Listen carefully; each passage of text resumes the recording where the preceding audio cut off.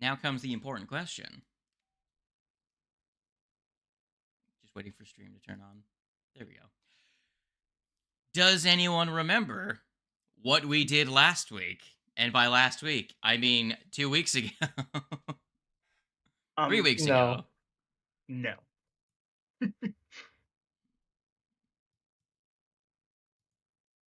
I think we were hunting. We're gonna start going to hunt down the guy. Maybe. I forget what that place was called. Now I remember. We went to the warehouse thing where that guy was living to look for clues, but instead we just found death. Can't confirm. My notes are on my other computer. Damn it. I don't have a second monitor right now. I can't pull up my notes on the side. Oh, that's what you get for not installing an SSD. That's not at all related. No, I think that's right. Your computer will be able to drive more monitors if you had an SSD. I mean, my computer can have a second monitor as much as I want. I had one. It's because I am currently having my temporary setup in my parents' house. Is why it doesn't have a second monitor. I think that it's a lack of memory. Yeah, don't have enough space for the text files. It's my own memory that I'm lacking. Well, if thouist nerds remember, you did in fact almost get murder. It's what we're good at. Yes. Well, one of you decided to walk straight through a trap that had already been triggered once already. But who was that? What kind of idiot would ever do that? It looked like some sort of stray fucking cat, you know. For 5 minutes. Yeah. We all almost die. I left for 5 minutes. And literally, though, fuckers nearly die. The moment you left, I walked through the trap. They start a fight. Oh my god, dude. I literally was like, all right, we dealt with the encounter in this. I just want to go stick within this small room here. I was expecting maybe a trap, not an encounter.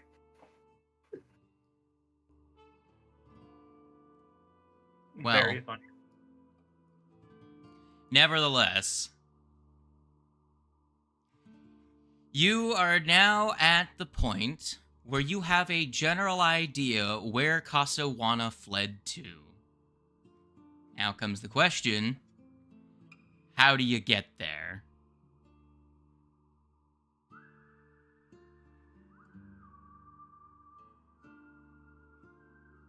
I do believe you guys did, you did, search through his shit, right?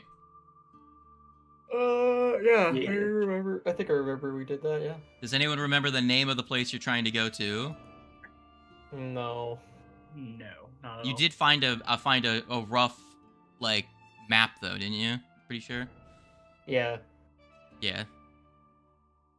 Well, what do you do from there? Well, we rested for the night because, God, that hurt. Okay. What is your current course of action? Bring it up with our boss lady. See what she thinks. Very well. So you go and you meet up with your with Dunsmith. So what'd you find? We found a map. Hands over map to her. I see. It's a course map that leads off into the spell scar. She flips it over. Ah, that makes sense. Well, you've wandered upon quite a predicament. She looks on the map and actually reads what it says. The Cradle of Quartz. What the hell's that mean?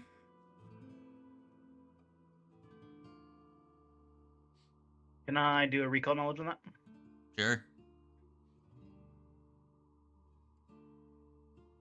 I'd like to do the same. Esoteric. Sure. With what flavor? Lore Master, I guess. Go ahead.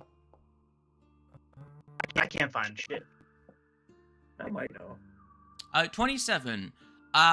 You've heard rumors of a place called the Cradle of Quartz. It's as far as you can tell, it's some sort of temple in a cliffside to some god in the middle of the Spellscar Desert. Alright. That's the lore you've heard about it from the stories and songs that have been recorded. Or rumors, I guess, because it makes more sense for you to review rumors for your character. Yeah. I've heard some people talking about that. Some kind of temple out in the waste. Yeah.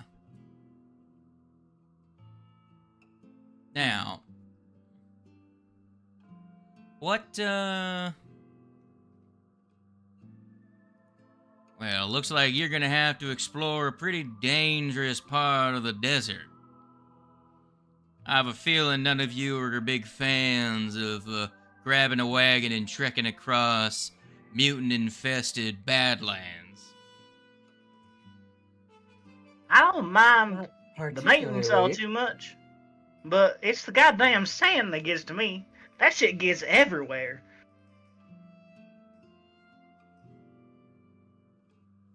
Yes. Okay, Anakin. It's coarse, as they say. But I do believe the sand it would be the least of your problems. Now, seeing as y'all's gonna have to be traveling that far across the desert, might I recommend trying to procure a private flight?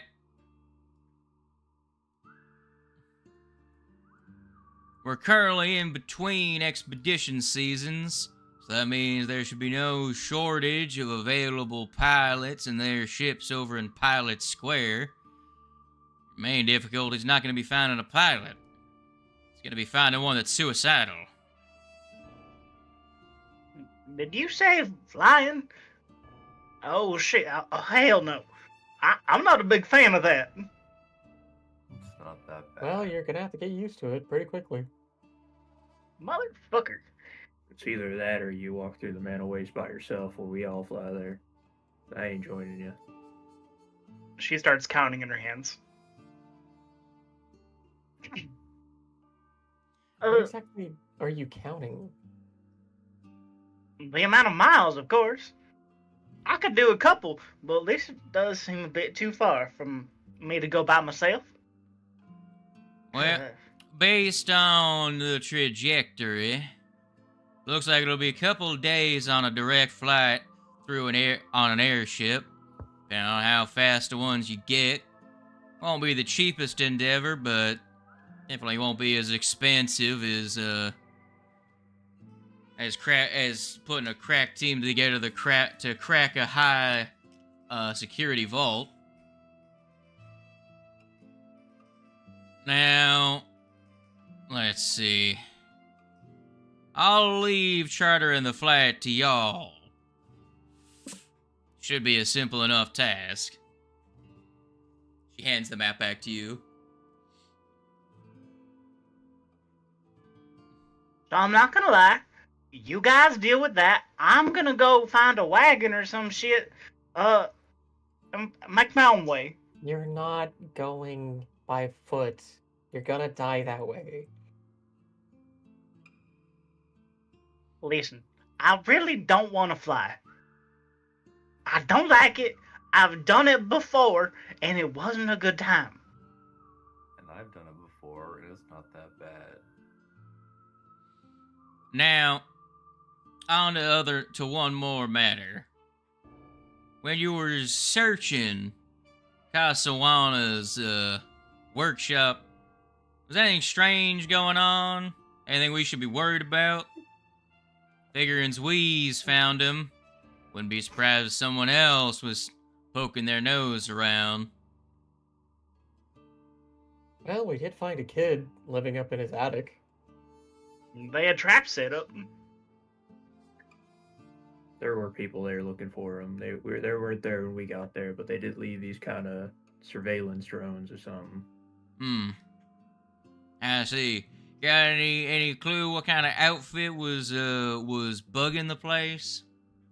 We Well, do from know. I descriptions- forgot what it was. From the descriptions, it sounds like our man. Your If you man? like, go and get the machinery, maybe we can I can't figure out remember who his the hell name that right came now. from.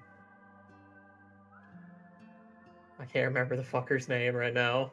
Well, you guys happened? do know the name of the outfit of goons. The Golden Hand, wasn't it? No. Or Golden Guns? Close. First word's the one that's wrong. Gilded Guns. That's what it was. Gilded I found it in my notes. Gilded Gunners, yeah. Yeah, Gilded Gunners. That's right. Well, that makes sense. Well, if Muglin's gonna be paying off the Gilded Gunners, it means he's serious about this, so can't really split your focus two ways. You're gonna have to be deep in the desert. No way you're gonna be able to track down those goons.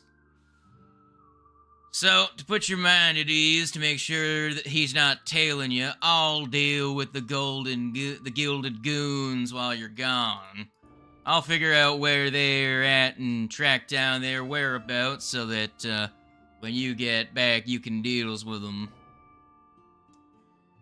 I've actually got some other agents on the horn recently to investigate some other such nonsense that has been sent by the Duchess. So I'll put them on the case while you're gone.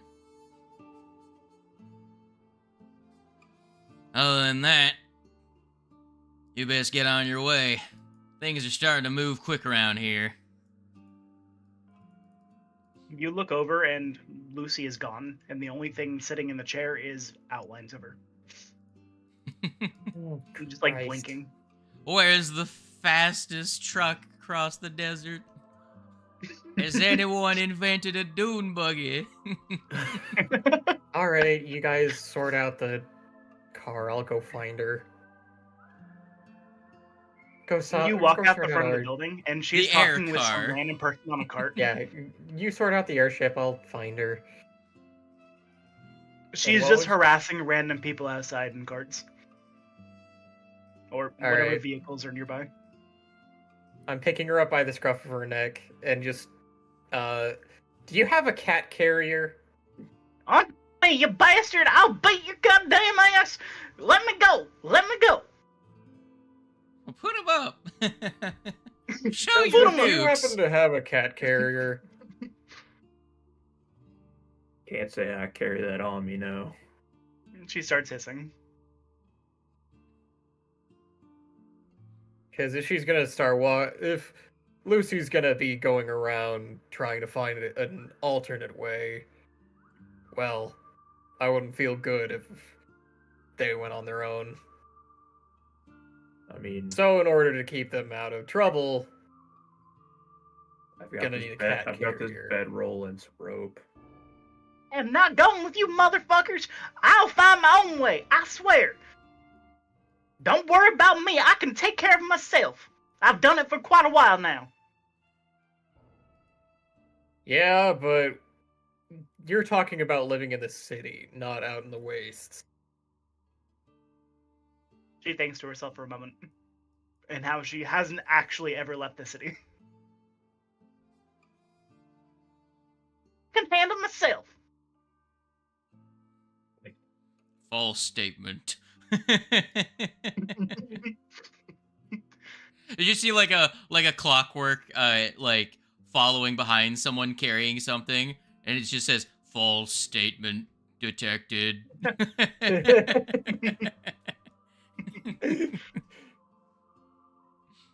Wait, you over there, mister. Will you be able to take me to the Man of Waste? I've got to go down south. Who are you talking to specifically? What kind of NPC Just are some you random attacking? passerby who's in a vehicle. You say the mana waste, and they just like lower their hat and just like like they go yeah, and just like they speed off with their horse. It's like no, fuck that. Fucking coward. What about you?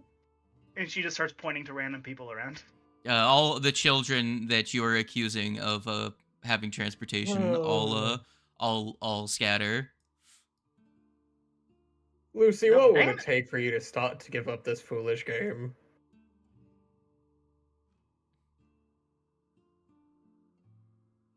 Fuck you. This is What not a game, catnip? it's my life. You want catnip? I'll procure some if you stop. Out of character, I think the carrier is probably the best way to go about it. That's why I was asking if Dunsmith specifically had one. No. No. They don't have a cat. other than the bouncer at the door. Would you know where to procure one? I mean, you could find a cage almost at any blacksmith shop. Good. Ifrit just starts walking off with Lucy in tow. Comes back maybe like an hour or so later with her in a cage. And she's fighting it the entire time. You look into the cage, it's just like a black void, and then the cage just shakes every once in a while. You get close and you just see two red eyes. When Sorry, I it's get the out of only way this, to- I will slit your goddamn throat. Don't Sorry, you be it's the only going to way bed for you to- around me.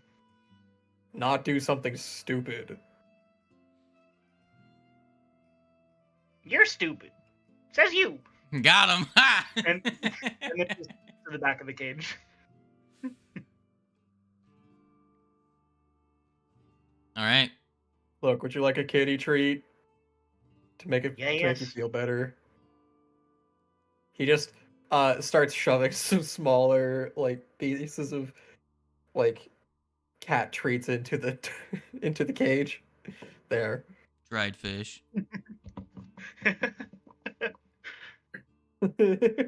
All right. Well, now that that's sorted, let's go find us an airship.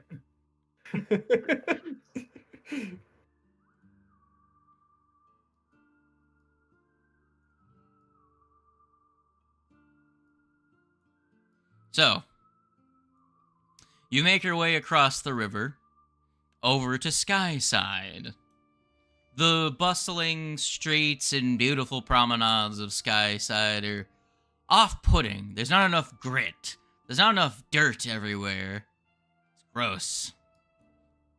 But, eventually, you find yourselves walking along a promenade that abruptly ends at a row of buildings and then opens into a clearing. A section has been cleared away as though a green space between the metropolitan city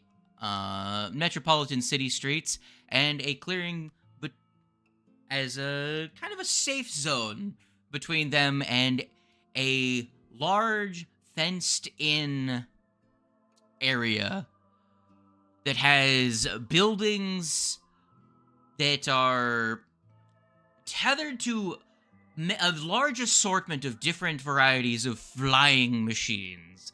There's blimps, balloons, and dirigibles of all different makes and designs that are anchored down to these custom-made buildings that have thin, spindly towers attached that have some engineered elevators that take people up to the decks of these floating machines. You have found yourselves in Pilot Square.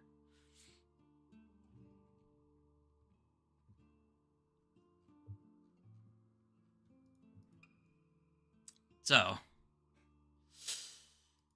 based on the requirements for your current task, you would likely be looking for something in like what would be a normal direct route trade ship. Definitely not a balloon. And probably like a small rigid airship would fill the job well.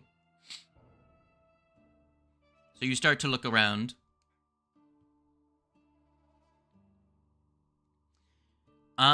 Most of the buildings will have on the exterior listings of like available flights, all booked up, charters available, and they're all attached to.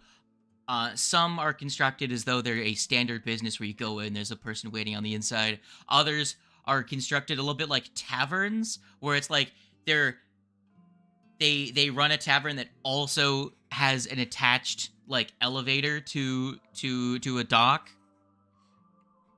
So what does the party look? Where does the party look first? What kind of establishment are they expecting to find that is willing to take on this task? Is there like Probably a billboard or something that has like a listing of what times things are going out? Kind of like if you were going to a train station.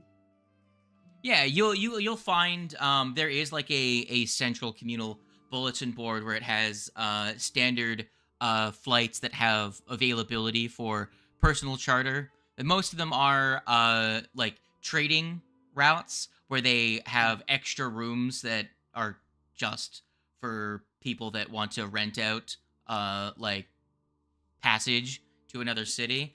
Most of them are going between some very specific locations like the Gunworks and a city that I can't remember the name of. But there's like one major city that you see listed a whole lot, the Gunworks. 1 or 2 are listed as going to Geb, and they're like 8 hours apart. And no, not 8 hours. They're 12 hours apart, but they are at midnight and then midday. And then they have like an extra listing like undead only on one of them, and then the other one is listed for living only. And then you see one that has like all of these like on this billboard are pretty much put up with like the same standard like small little plaques, and then one of them is just like really fancy and shiny with like gems and is glowing, and it just says a direct charter to Quantium, which is the capital of Nex. Okay. And then a couple of other ones that say like connecting flight to like Absalom and the like all over the place. Oh, we know that place. But most of the routes go between the Gunworks and the other major city. I say major city. There's another city that's pretty much a trade partner. I wish I could remember the goddamn name. Is there one of these flights that we know would be going over top of where this Spellscar Desert is? So to be clear, the Spellscar is pretty much the entire. Here, let me just give you a quick map of what you're looking at. So where you currently are, right? Let me just find the region that includes Alkenstar. So this is the Eustrati River. So Alkenstar is like up here. It's like right here on the Eustrati. I know it's cut off. So, or at least over there, because in this map, north is to the right. Yeah, it's up here right off screen is where Alkenstar is. Mm. Yeah. Notice there's no major cities. Gotcha. Almost no one goes this way unless there's a very specific reason to. I give like a society check to see if I like know a guy or like I've heard of someone. Sure, you could give me is a willing to underworld refer. lore, a society lore, or an Alkenstar lore. I do want to use underworld, but society's better, so I'll just use society. Wouldn't that one have like better benefits? Yeah, that was bad either. It's bad either way. 19. You like Dunsmith was saying, it's probably gonna be someone that is probably not one of like the major businesses. Like probably not someone with like a rigid schedule of routes. Mm.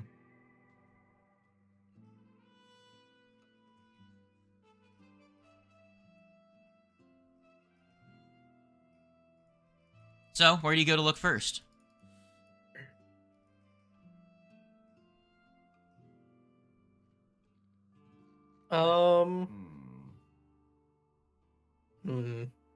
Probably start looking around for smaller vessels, maybe like privately owned ones. Mm-hmm.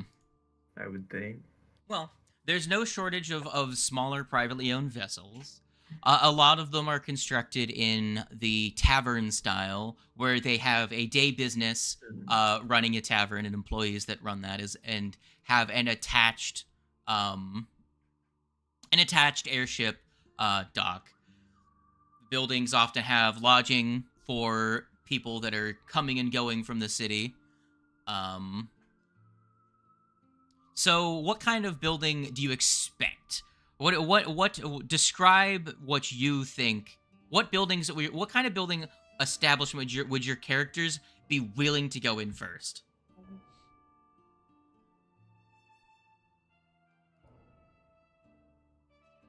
Do you go to the first one you come across? Do you specifically go out of your way to find the most like rundown one in the area? Do you that's kind of where my brain is going. Yeah, that's where my brain went too. My brain's very much thinking of like what movie style, where like we're gonna find this like old man who's just like crazy enough to go into to the One who's Metastar. finding the rinky-dink fixer-upper. Yeah, One of the parts are actively falling off the ship.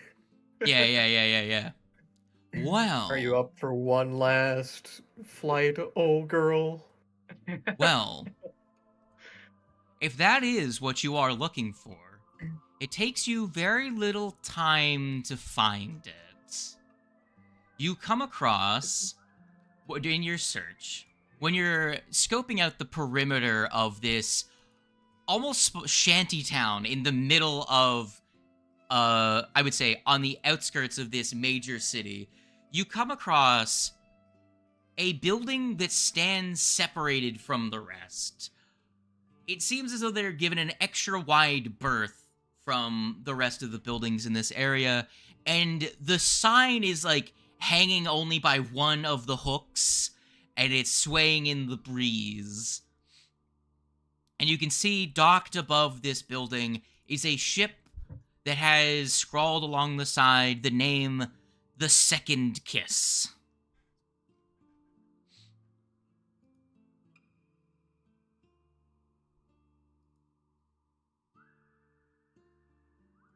You go inside? Yeah.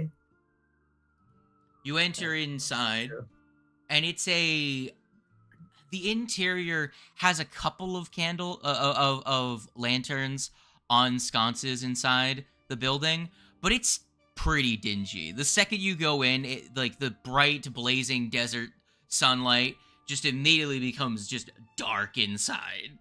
Dark and brooding and edgy. There is a bell on the counter, but you don't see the owner of the establishment, but the door was left open.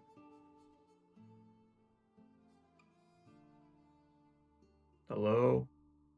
Anyone in here? And I'll walk up and ring the bell. You hear a voice from behind you against the wall. You turn and you see a stout figure leaned against the wall, and it is the source of the aroma of tobacco in this building, and you see the faint wisps of smoke silhouetted against the dust caked windows on the outside of the leading out into the exterior of the building. The only major thing you can make out of this silhouette is two red eyes looking at you, and a voice saying, "Who are you? And what kind of business are you looking to have done?"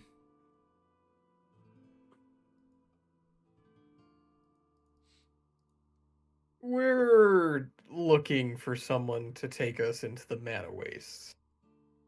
Wait, not a Mana Waste, into the Spellscar Desert. There we go.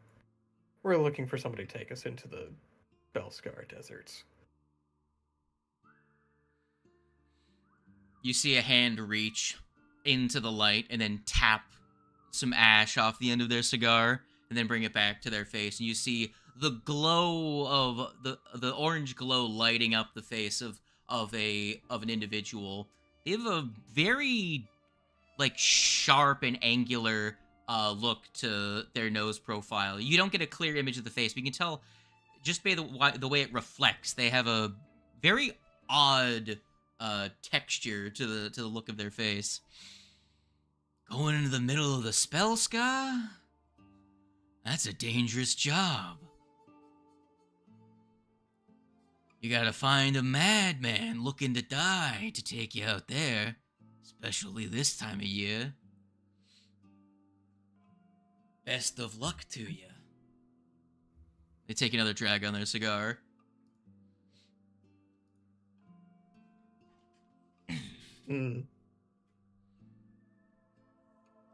Taking it, he's not gonna be very cooperative in this. Or that we should be persuasive in some way. Do we even know this guy's even the owner of this place? No one's asked. Haven't asked yet. Maybe we probably should. Might be a good idea. Well, is that your vessel out there? The Second Kiss? Yeah, she's my ship. Beauty she is. One of the fastest ones around. But I don't take jobs that often anymore. Legend like me don't need the work. Takes another drag on their cigar.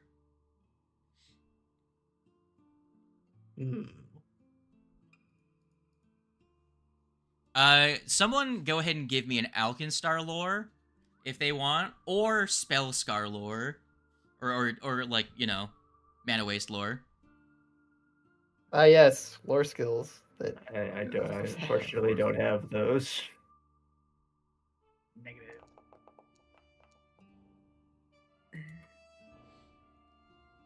I have to ask a question.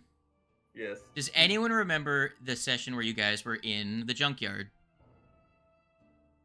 Vaguely. It's been a while. Been a minute. I was barely there for it. Oh, shit. Wait. Hold on. I feel like I might know. There was a ship in there. There was a ship there. Was that the first kiss? I don't remember if we saw a name. It's been so fucking long. There was a name, yes. And it was called the Harpy's Kiss. The Harpy's Kiss. Okay. And you actually did recall knowledge on this previously. I'm pretty sure it was actually Kiva's character that succeeded on the recall knowledge check.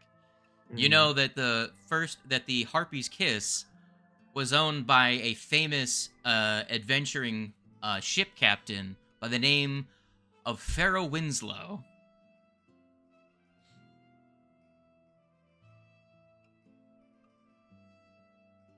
Would you like to delve deeper into this character using your Alkenstar lore check that you've made? Sure, yeah. Sure. Yes. Well, you've heard rumors that beyond Farah's long, prestigious stories of expeditions across the Spellscar, across the desert, making direct ship trips from Geb, from the capital of Geb to the capital of Nex, going straight across the most dangerous territory, making trips that no one else would make, and in record time with her legendary ships. A couple of years ago, about 5 or so years ago, apparently Farah took an exceptionally dangerous job and returned from the mission with a very distinctly changed personality and a much more reluctant they seem to be much more reluctant to take risks afterward, and their stories became fewer and far between of them actually leaving the city. They became much more averse to risk. What exactly the details of how that job went bad, you don't know. But whatever happened seems to have changed the legendary pirate in some way.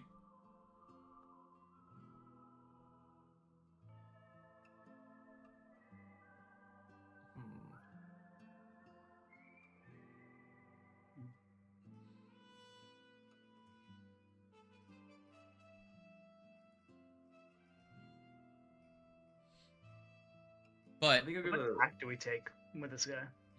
Do we just be upfront about our situation? I'm gonna say, let's say you look familiar. You by chance go by the name Pharaoh?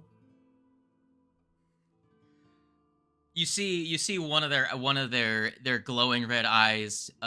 You can't clearly see their face because they're standing in shadow, but clearly they're giving like a raised eyebrow when you mention the name, and they step into the dim light of that's being cast in from the dusty windows, and you get a full look at this individual. And because movie storytelling, their voice gets higher as you can now see that they are a woman. Of course, yeah. Yeah, I recognize that name. What's it to you, doll? I don't know, it's just interesting. I've heard the stories, the exploits. Didn't expect to find such a coward. Sure, you want to make well, you want to make a deception or an intimidation check? Yeah. Yeah. Oh man, it's really funny. Hold on, what is her? My God, you would directly hit her will DC. Let's go. You're gonna see that she pinches she pinches the cigar, and you see the cigar like bends in half, and then she turns to look away from you and starts walking the other direction. You can see she puts the cigar down on an ashtray on a table, then snaps her fingers, and all of the lights get all of the lanterns turn up a bit, and then you can start to see, as the room becomes lit enough for you to see, you can see the faint, hard to make out but clear images of like herself standing next to the ship, some photos taken of her at the bridge of the ship, her crew standing on top of a mountain with like, you know, a rope ladder behind them, standing next to a dead body of a monster. It's like, so you don't... God, wrong voice. So you don't think I can fly anymore? You think I'm afraid? Is that what you're trying to say? Looks about it. Well, let me correct an assumption. It's not that I'm afraid. It's that there's no sport in it anymore. All the time I get people coming in looking for a joyride. They just want to go on an adventure. They want to go deep into the desert and see some monsters. or they want to just say that they sailed across the stormy skies of the mana wastes. It's not the same. I remember the days back when I would take full crews of expeditions across the desert, when there was actually purpose to it. I'm sick of just taking a payout. I want to actually fly again, with purpose. She looks off into the distance. I mean, look at us. You think we're just looking for a joyride? You know, motion to the cage for Lucius. This one doesn't even want to go. I swear to God, motherfuckers, if you take me on this goddamn aeroplane, I'ma beat somebody's ass later. It's not an airplane. Somebody. It's a I boat. don't care. We're looking for charter. This isn't some pleasure cruise or a simple deed so we can boast to our upper crust friends. We are none of that. By the way, I will just... This is what her airship looks like. It's docked above the... It's a blimp. Yeah, it's a rigid airship. That's pretty much all the airships around here. Okay. Yeah. Yeah. There are a couple that are just like, a circular balloon, like a hot air balloon. But a lot of them are like that. Some of them are a lot bigger, but even if you are looking to actually do some interesting work, I don't want to take an empty ship.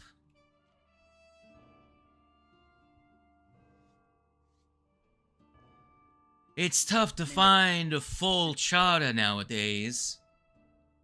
Where exactly are you headed?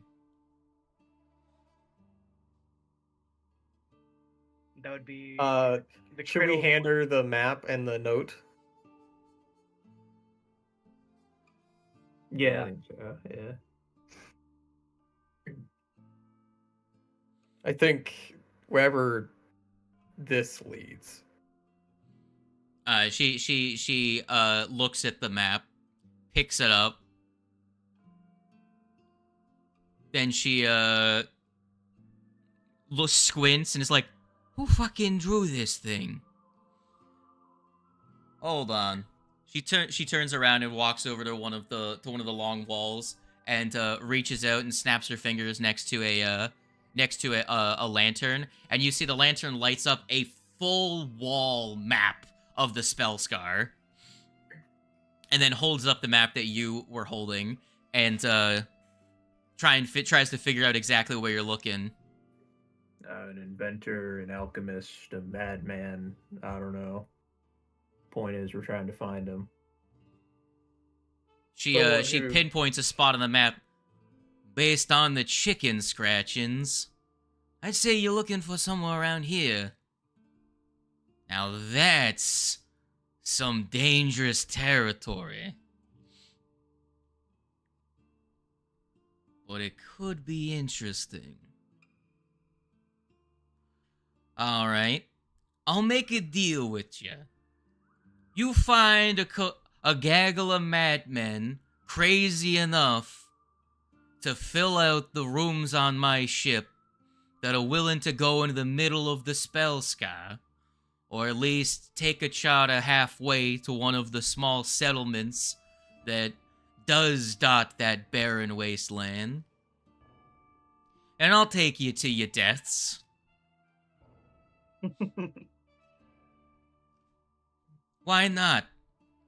Seems like it could be fun. It'll give my crew a chance to find some work.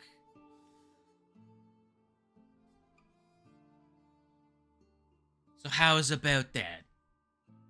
I highly doubt you're gonna find anyone else willing to go sacrifice their ship to this mad job.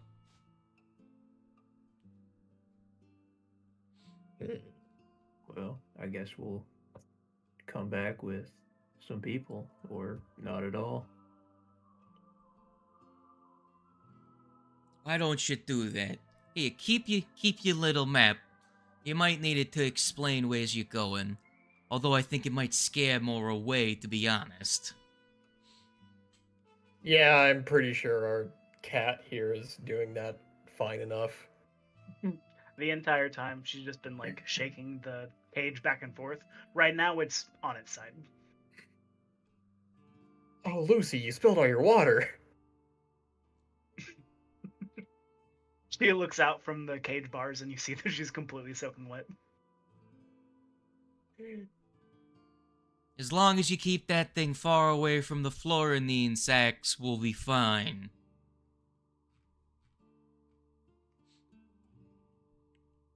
Now get. I gotta call up my crew.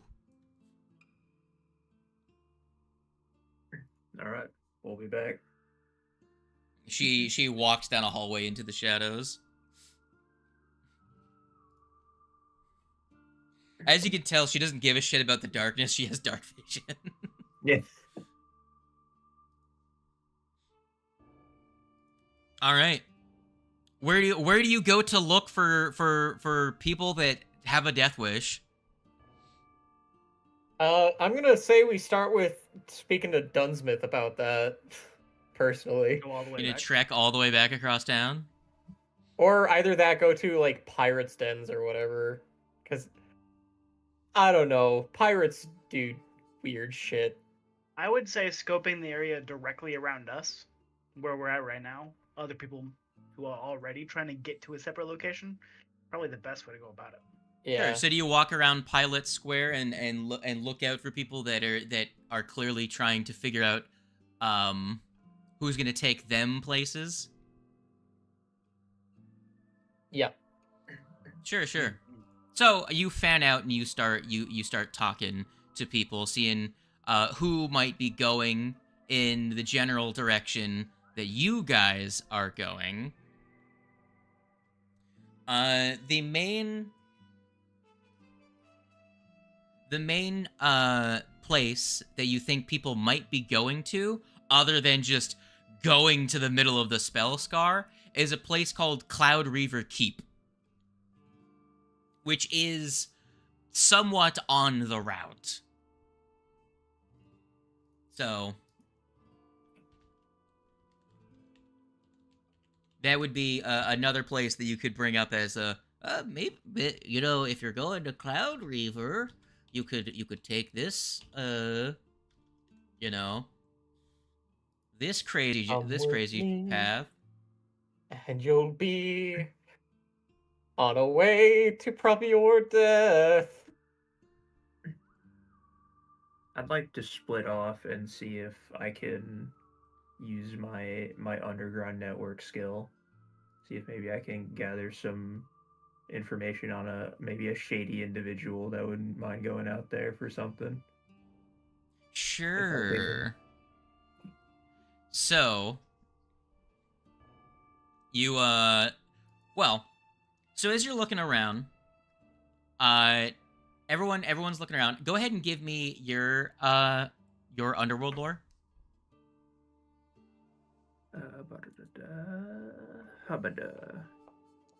Okay, that's Very pretty nice. Wait. Hell yeah. All right. let me quickly do.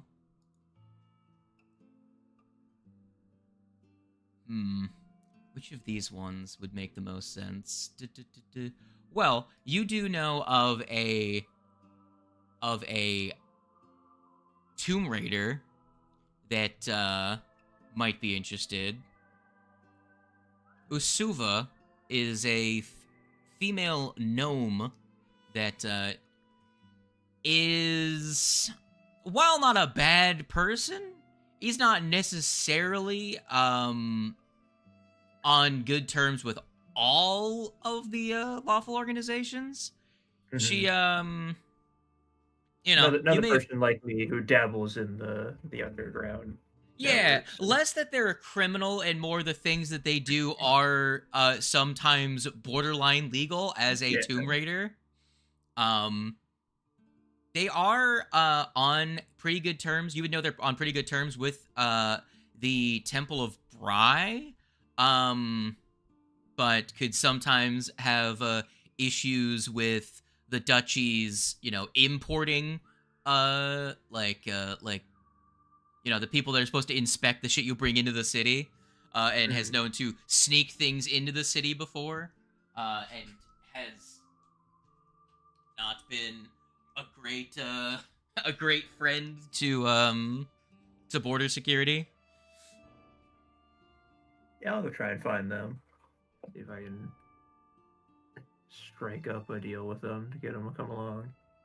Did they tell us how many people it would be to fully man the ship? We're not manning the ship. We're just filling up so they have like enough people to make it worthwhile going out there. Okay. Yeah. Give me a second. Yeah, we still didn't get a number on that though. Yeah. Let me give me a second here.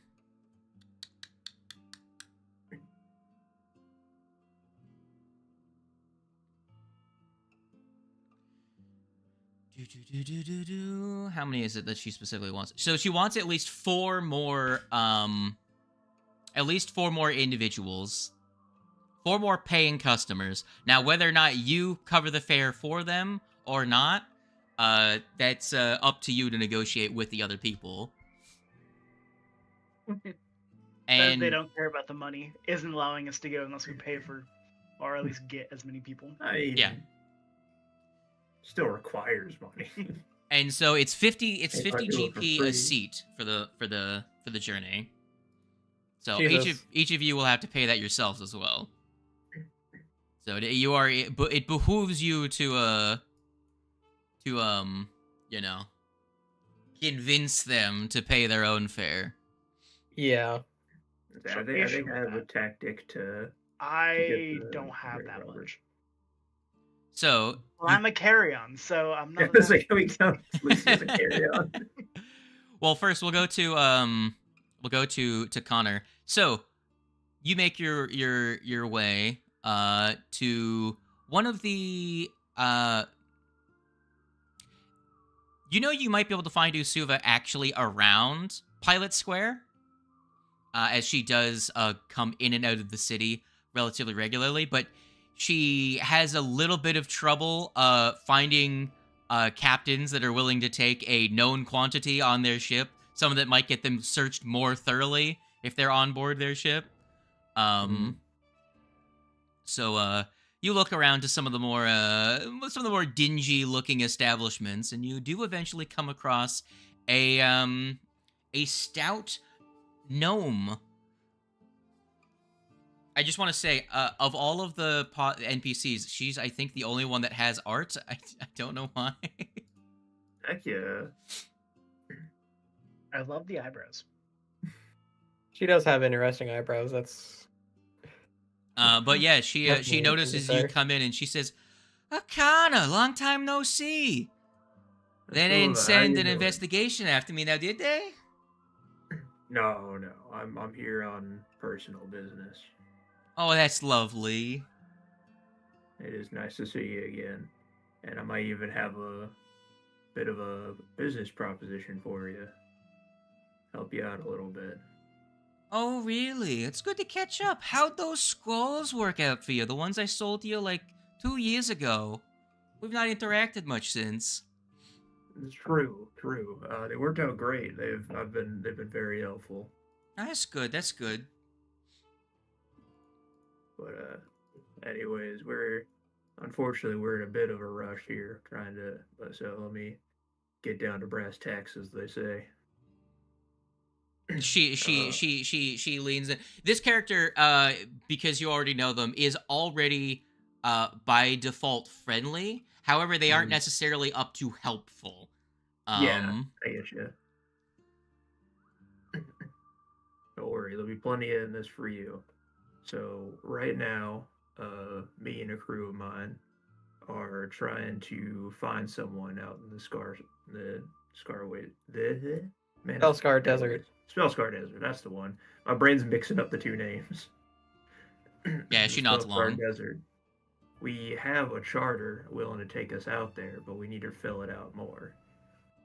you kind of came up to mind for me because the place we're going to seems to be some kind of temple. And I know you're very interested in those kinds of places. Oh, interesting. What's any rumors what the names is? What'd you say it was again? I know it was quartz Cradle something of quartz. quartz. Yeah, cradle of quartz. Oh, hold on. The Cradle of Quartz? Yeah. Very interesting. I actually have some I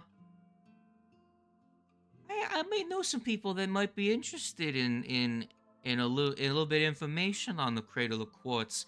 So if I can find anything in there, it could be worth my you are pretty right. That could be worth my time. How much is the charter fee? It's 50 gold per person. Considering the danger of the journey, you know what? I'm in. All right, sounds good. Like I said, we're only really after the guys, so anything you find, you can keep. Who's the charter by? I didn't write down their name. What was it again? Who was it? It was Pharaoh Winslow. Yeah, Pharaoh Winslow. Oh, dabbling in all sorts of legends now, are you, Connor? Yeah, it's been pretty interesting couple of days. Maybe we can catch up on the trip. Tell you a few stories. Well, sounds good to me. I'll catch you around there. I got a meeting later today, but I'll go and find room and board over at Farah's establishment and wait for our journey. Should be only a couple of days, right? Yeah, I think so. Sounds good. Well, ta-ta, love. Yep, I'll see you around. Yeah, no check needed to convince this person since you were already friendly with them. Just providing them the information specific to their interests. I figured that would be a pretty easy get. So that's 1 of 4. Temple artifact robbery. Let's go. It wasn't necessarily just that she was a tomb raider. It was also that she has interest specifically in things associated with Bry. Very, very good. All right, what about the rest of you dorks? What are you doing? I don't have skills. Correct. Well, do you just wander aimlessly around? What kind of establishments are you looking at? Are you trying to look for a merchant? Are you trying to look for like some sort of just like thrill seekers? Artists that just want to like sketch a brown. Because performance, I will go look for people interested in possibly just drawing out places from the from the Spellscar Desert. It's like cartographers or something? Yeah. People looking to not only just map out, but show the artistry of its own, like the beauty in its own cursed nature. Okay. So you start carousing the town for looking for someone that's artistic. Is that what you're saying? Yes. Okay. Go ahead and give me a perception check. Okay. Because you are looking for a specific type of person. That's not good. Well, my DC was 15. Okay. Because this is just you being aware enough to know what you're looking for. Yeah. You do come across a blue lady. When you're peeking your head in to one of the taverns, you can see there's a blue skinned, slender woman doing a cartwheel from one table to another. And to applause from people around and some people throwing coins to her. All right. Looks like I definitely found what I'm looking for. Somebody, another performer. So, She hops off the table, does a bow, and then picks up some of the coins, and then goes over to the bartender and like passes over some silver and gets like this tall, like fucking. It's like a huge stein of beer for her size. She's she looks like 90 pounds wet. So she's small. Got it. She's like human sized, but she's got blue skin and she's very thin. All right. I'm getting the vibes of undead person. No, she doesn't look like unhealthy dead. It looks like she's just a slender like gymnast. Oh, okay. Well, I'm gonna walk up to the bar and put some silver down on the bar for myself to try and make it seem natural. Mm-hmm. She's almost shotgunning this beer. Like it's half gone by the time you sit down. And then she puts it down and like looks over at you. And then with like a face full of foam, she says, "Hi, how are you?" Doing fine. How are you? Oh, it's a great day. This is... I don't know what to ask. Fuck. You know what would make it even better? What? Going on an adventure.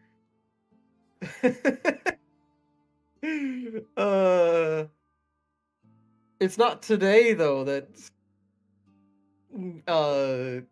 gonna be the day that we go, because they still have to prep things, right?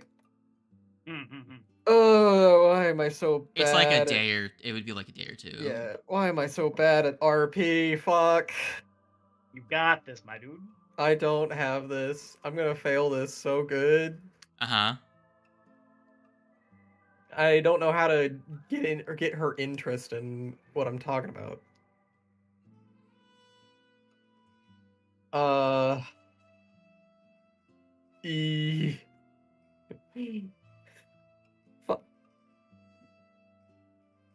I'm so bad Do a at this perception shit, check. dude.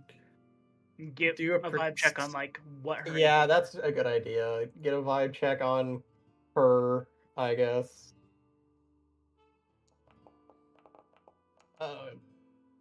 Yeah, 24. So I'll tell you a couple things. One, she's clearly a Samsaran. Okay. That's why she's blue skinned.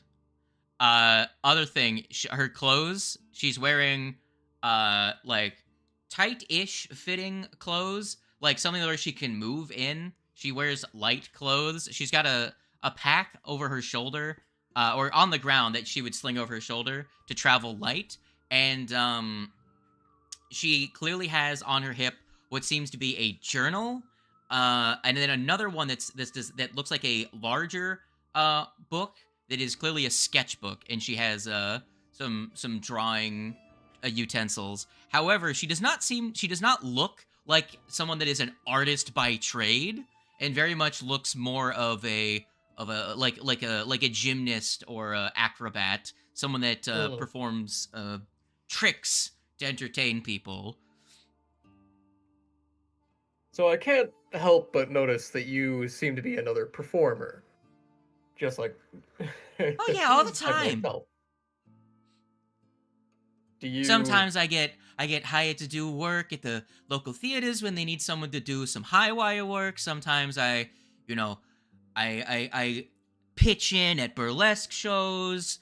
Sometimes I teach people how to do some basic gymnasts. I've had a couple of rich people have me teach their kids how to do cartwheels and backflips because they wanted to learn. I do all kinds of stuff, and I like, But my hobbies, they like to draw in sketches and write poetry on beautiful things I see. Do you travel often? I like to travel more often, but it's just hard to fit it into my schedule.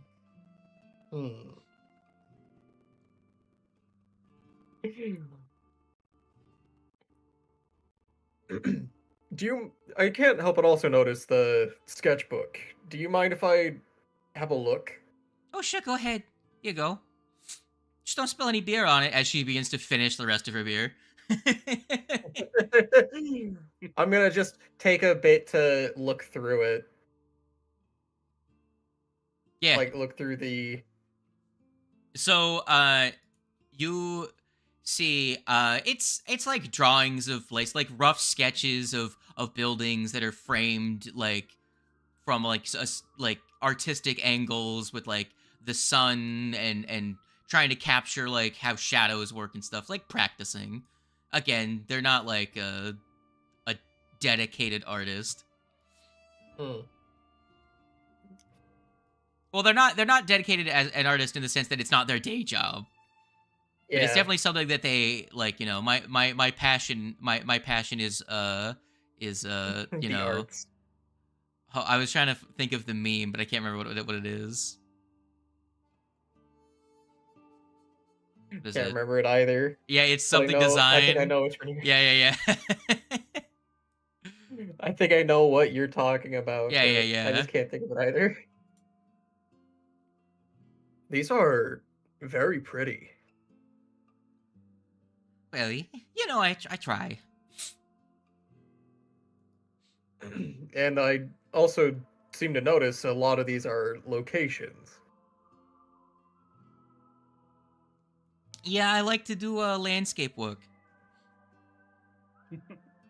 Have you ever thought about drawing places like the Spell-Scarred Desert?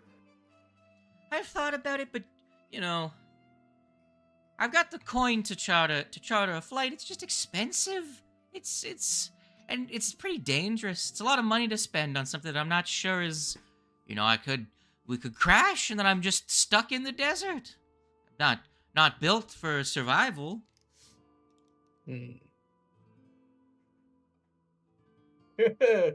Well, she's interested in drawing the Spell-Scarred Desert, but it's how to convince her to go along with it. Some friends and I are trying to look for a way to travel the desert, and we found a person, but we need... Our ride wanted more people to come along before they would fully go.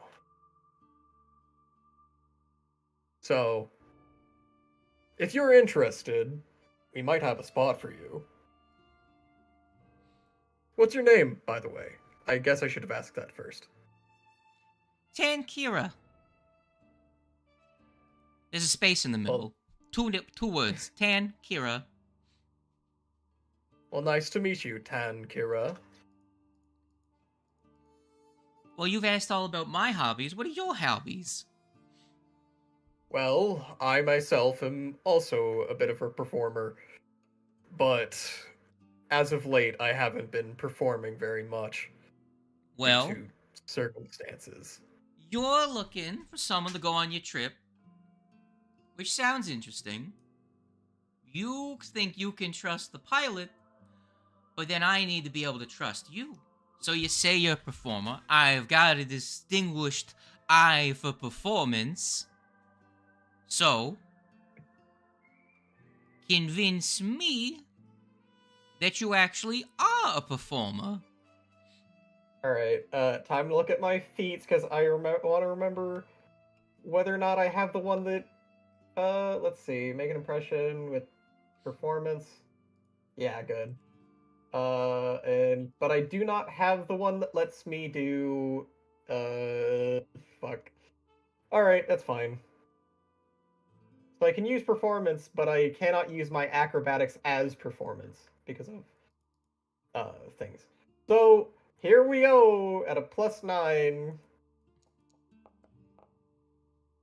Okay, 24. 24. It's not bad. I will kind of remembering the kind of stuff that she had done. I'm going to like basically hand her back her book. If you're trying to do what she did, that would be acrobatics, because she was just doing acrobatic stuff. Yeah, well, it was a bit of both. Like, I can do both if you want me to. Well, the thing is, are you trying to do what she was doing, or do what your character does? Well, as a dancer. Yeah. He does a lot of flippy things, so probably acrobatics, actually. But it's not...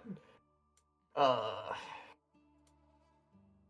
know that there is a feat for it that makes it so that you can use friggin' Performance. your acrobatics instead of performance. Cringe. Well, if that's the case, I'll roll again. Well, actually, we can probably take the same one and just use my acrobatics modifier instead. So instead of a 9, it would be a plus 11 for acrobatics. So I'm gonna hand her back her book and basically start off a bit of a performance by putting my hands onto the bar and doing a bit of a kick flip kicking off of the ground and doing a handstand on the bar, as I'm then going to kick off with my hands as well and land on a nearest table on the ceiling fan. on my feet. Kick off with my hands onto the nearest table with my feet landing on it. I did do a backflip. Into spins and flips and all that kind of jazz. All that silly nonsense. Yeah. Everyone claps. She claps. We all clapped. Einstein clapped. And she was like, well, you're definitely not a beginner, so you didn't lie to me. And she scoops up the coins that people threw at you and says, you know what? I'll take you up on your offer. Now go find someone that's not from Boston. It all goes back to Boston. Great. What's the name of our pilot again? Farrah Winslow. We'll be meeting at... I'm imagining that's just Farrah Winslow's office that we're going to. Yeah. In the shipyard. The one with the flying ship above it. Yeah. Had you critically succeeded, I would have said that you both like cartwheel out into the street and then like a band joins in and then it turns into like a Disney fucking musical scene, except neither of you are singing. So just flips and dance moves all over the place. Yeah.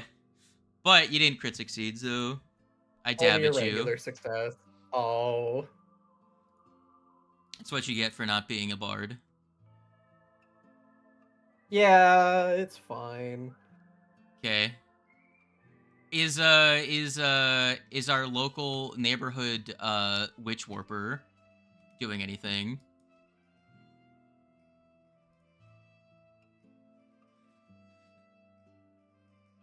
Damn, Oh, no. Keever's dead.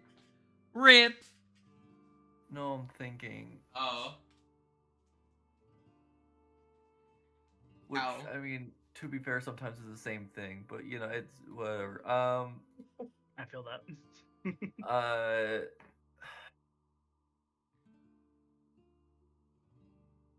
Trying to think, what kind of person do I look for? Maybe. Okay, hear me out. Maybe we do look for somebody who is like some rich idiot who wants to go sightseeing in the Mana Ways. Okay. I think that's kind of person, because I think I'm gonna go to the nicer establishments and look around there. I think, see if I can't find nothing like that. Okay. Go ahead and give me a perception check. Just suss out the peoples. Perception, you.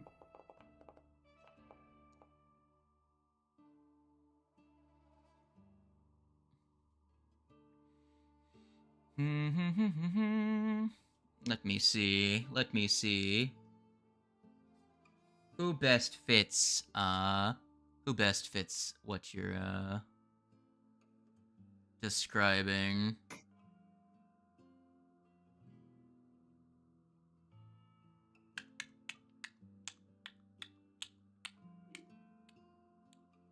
I kind of want to flip a coin.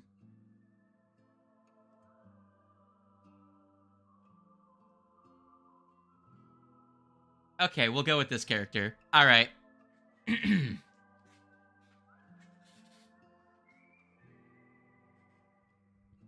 You don't find anyone necessarily that looks rich. Right. But you do find a young man that looks a little too overeager. You see what looks like if a commoner dressed up like an adventurer. He's got like basic looking leather armor that probably wouldn't stand up to a sword strike.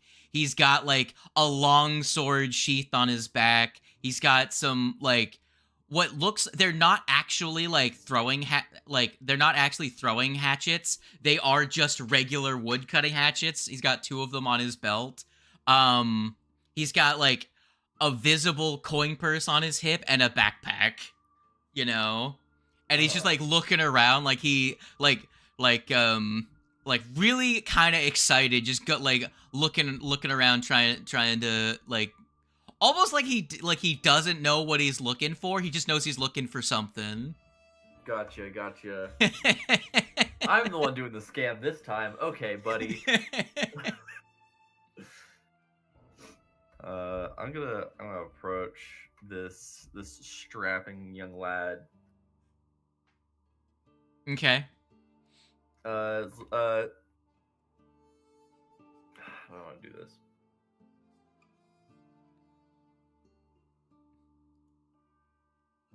I'm just gonna walk over like, hey there, how's it going? Oh, hi there. I'm Wittuper. What can Zeno. Oh, nice to meet you, Zeno. You seem to be, well kitted out, well prepared. What you up to? Well, I'm an adventurer. I was, gonna go on my first adventure. I got all my equipment. I got my allowance from my dad. He's a merchant and he makes good money. But I wanted to be an adventurer, so I was looking for my first expedition. So I decided to come to the pilot's quarter because they leave on the expeditions every year, and well, I didn't get accepted last time. But I decided I was gonna go on my own and maybe find some friends to go on adventures with. Yeah, they do expeditions each year. However, this is kind of the off season. But you're in a bit of luck. See, me and my crew that I run with planning to head out into the Spellscar, and as much as we'd like to go just us, our charter would like other passengers to make a bit more worthwhile. So we've been going around looking if anyone's interested. And I saw you. You seem pretty eager, looking around, looking like you're looking for something. What says you? You see, he looks to his sword, then looks at the coin purse on his hip, and he says, how much is a seat? 50 gold. You see, he looks and like counts on his fingers for a minute.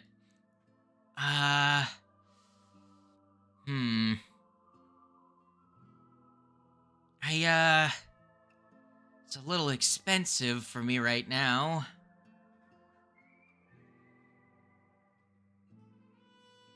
I've got 20 on hand.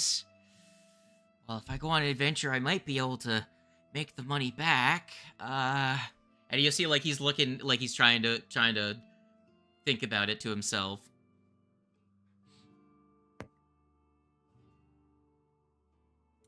How do you respond?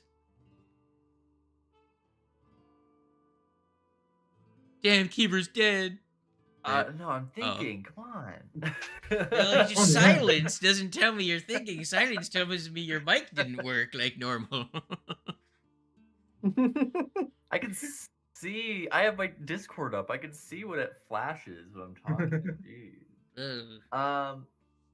I'm gonna say. Tell you what. We really need to do this expedition. I personally will spot you the extra. Well, you'll owe me. Sound like a deal? He goes to shake your hand and nods vigorously. Yeah. So that'll be 30 from you because he's got 20 on him that he's willing to part with.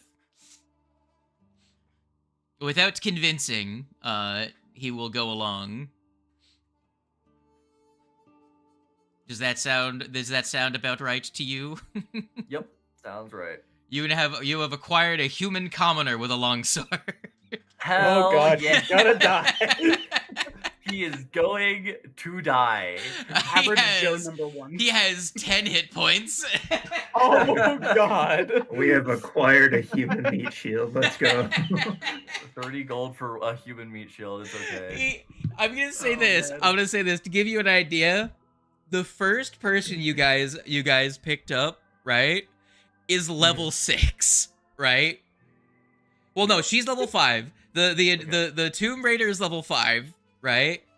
Right. Okay. The acrobat is 3 levels higher than this guy. The first time we experience turbulence, this kid's gonna fall over and bust his fucking head open. Die. Yeah, there. He survives a flight. We get into combat and he explodes.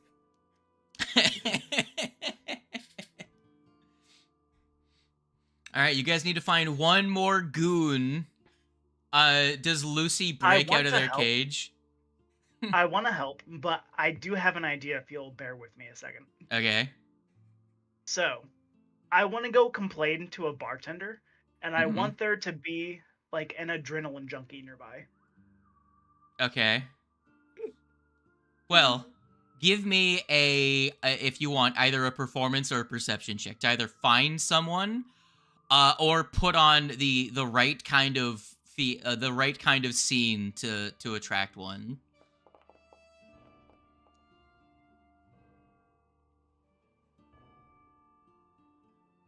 Okay, give me a second. Just looking over the remaining options to see if who most fits that description. So, how many options are there? A number. A number? There's at least 4. Okay, I will let you choose based on the name. There is Soliza Torreda. There is Hiram Briggs. And then there's Mr. Fly. Mr. Fly. Mr. Fly? 100%. Okay. As you're putting on this whole scene, it doesn't look. A person walks up to you. It's a human with a like raggedy looking like cloak they have pulled over their head that they pull down. You can see that he's got like cataracts in one eye, and then the other eye is good, but there's very clearly like a scar across the eyelid. And then he looks down on this tiny thing making a commotion, and you hear he just goes, "Shh. What is the problem, small one?" And on his back, he's got an oversized backpack. Like, it's like twice or 3 times his size. That's stuffed with with artisan carpets from Katapesh. Well, you see, what I was telling this here bartender, well, we're trying to get into the Mana Waste.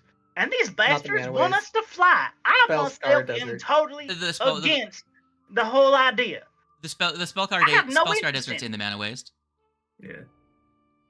If I had it my way, we'd go on foot. It might take us a little while, might be a bit more dangerous, but we get there eventually. Now, thankfully, these here bastards are having a little bit of issue finding people, so it might not just happen. This rinky-dink flying ship, I tell you what, it will come crashing down one of these here days. I don't want nothing with it. So you're exploring the distant reaches of the Spellscar. Well, yes, actually. We've got a mission to go out there and deal with a thing or two. He reaches out with one of his like spider-like bony hands and like runs his fingers like kind of like, you know, like you tap your fingers across the table, and he does that like across your, like on your head, and then draws his hand back like he's petting your head. So his hand lands, the fingers all land separately, and then he like pulls his hand back to like pet you because he sees you as a cat. Very interesting. There might be... No, sir. I'm not trying to get you interested in the whole thing. I'm just complaining, saying I don't want to do it. What? No. We ain't having this. Tell me more. All right. Apparently our captain is some kind of adventuring legend named Winslow. That doesn't make it sound any better. And we're going to some place called the Cradle of Quartz. So, I don't see why we can't just take a regular ass bug and carry, get out there, but shit. I've been interested in exploring the barren expanses of the Spellscar. Perhaps I would find nomads that are selling even odder designs of carpets. Are you saying your journey will take a small collection of people on an isolated journey to a desolate part of an abandoned desert with no one around for hundreds of miles? Oh, he sounds like a serial killer. Yes. But that is exactly what I'm saying. This man sounds like a serial killer. Jesus Christ. Invigorating. One of the first kind of people that came to my mind was, you know, maybe some criminal organization that wants to dump bodies. So, you know, this is right up the alley. You can see almost a twinkle in his one good eye when he says, "How invigorating." And he smiles with like he's got like some normal teeth. He's got like some tooth rot, but like he's like, you know, incisor is like weirdly long.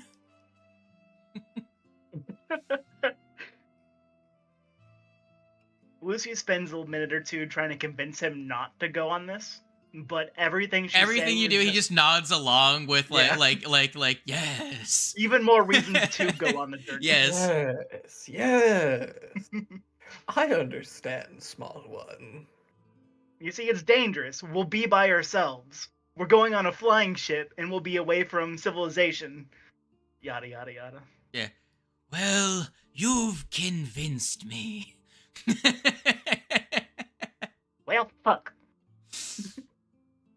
He picks up the cat and walks out, like petting you the same way he was, and then is like, do you? And I'm assuming you continuously telling him like why it's a bad idea. 100% nods along. I look over to the bartender. I'm like, somebody help me! I'm being kidnapped. Help! Stranger danger! Stranger danger! I don't know you. I don't know you. That's my purse.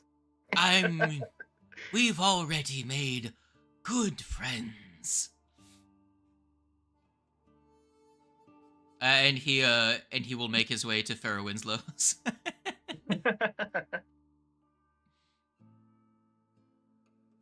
You chose Mr. Fly, not me. No, I'm 100% down for it. So funny. So let's see. We've got a gravedigger. Tomb Raider, different. And Tomb Raider. Well, Tomb Raider, an artist acrobat, a child who is most certainly going to die, and an old man who's probably going to kill said child. I was gonna make that joke.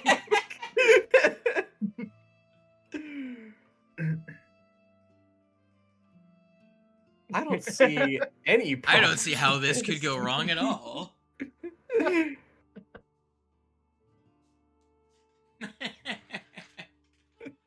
I don't see any issues with this. No, funny. I love it. Not a problem. Not a problem has been found. All right. Good. Well, you make your way back to the skyboat. Everyone with their goober in tow. So we have a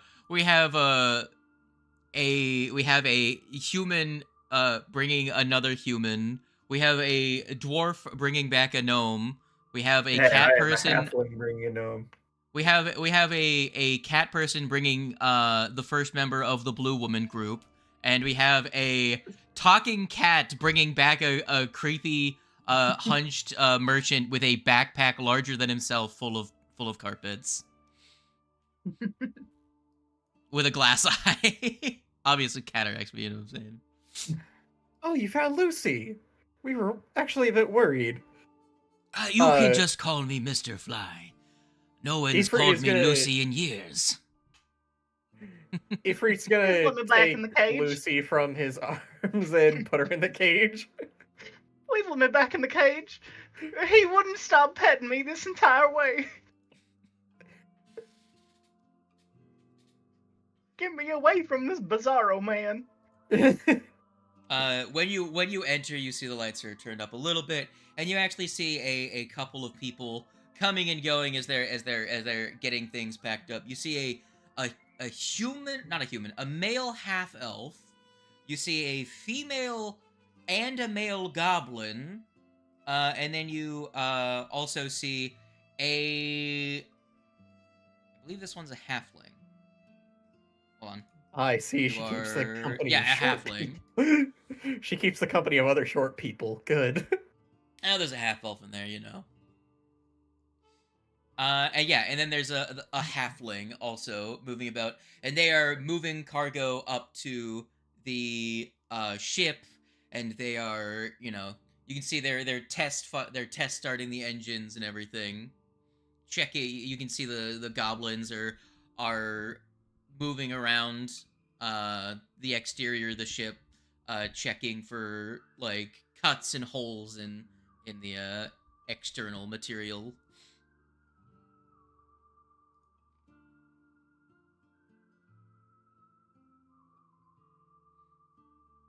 Y'all ready for a fucking for fucking flying adventure? Yeah. Oh, yeah. Real quick though, in our 1 day of downtime, would it be alright if I attempt to break down a bottle of lightning for its crafting recipe? Yeah. Give me a crafting check. I shall. And what level is the bottle? 3. It's moderate. Yeah, maybe. I'm pretty sure that yeah, because it's DC. The DC by level for a level 3 item is pretty low, so it's like yeah, you succeed. You don't crit succeed, so you don't like get the materials back, but you know that's fine. Yeah. But you now know the recipe for a alchemist lightning bottle thing. You know what I'm saying? Yeah. Alrighty. Well, the halfling, the halfling porter, helps you collect your luggage, your changes of clothes, your suitcases, and guides you up into the ship, up the elevatron. Now, one flaw with this module is that the actual ship's layout is not actually in the module. So Give me a sec. I will pull up the adventure, and I will give you the layout of the ship. All right. This is what you guys will have to look at. This is the hold on.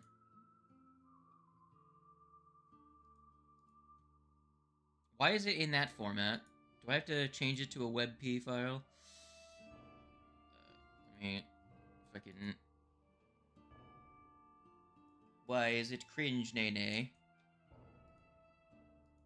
Is it because it's in? No, it should have been exported as a. Oh, it's a BMP file. Hold on. File converter. WebP. One sec. There we go. Done. There we go. Now you guys have an image of the layout of the ship. Ah, alright. In case we ever need it, which there is technically a chance you will need it. So going from left to right, from the left actually is you will see two sets of staircases on either side. You enter from the port side of the ship on a extending staircase that attaches to the tower elevator that you lead in, and you find yourselves in the lower deck, which is the dining area. Off the back of the ship is actually a balcony with a thin net that goes around the circumference of the balcony. There's a bar out on the balcony that is actually on the exterior of the ship. No, you guys aren't allowed in the front of the ship where the piloting is. Then there are stairs that take you up to the higher deck, which is where all of your private rooms are, as well as cargo storage. And then going up from there is the internal scaffolding of the ship. And then on the very tippy top is a platform where there are ballistae, if need be. So that is the ship's layout for your own reference. There is not marked on there where you see on this what looks like the second floor, the room with a spiral staircase. That is actually an interior lounge rather than the exterior one on the balcony. Gotcha.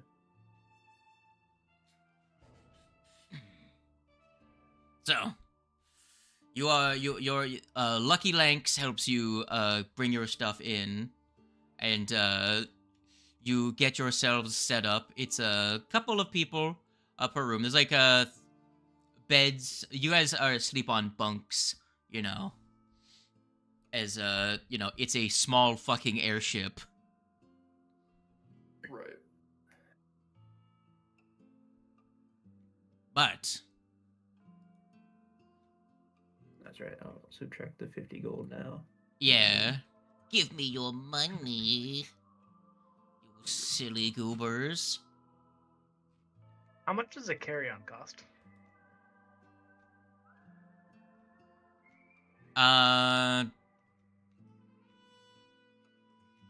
I mean, you're still a person, but I'll go with the meme. It's for pets, because you still have to have food, is like 25. I've got 20.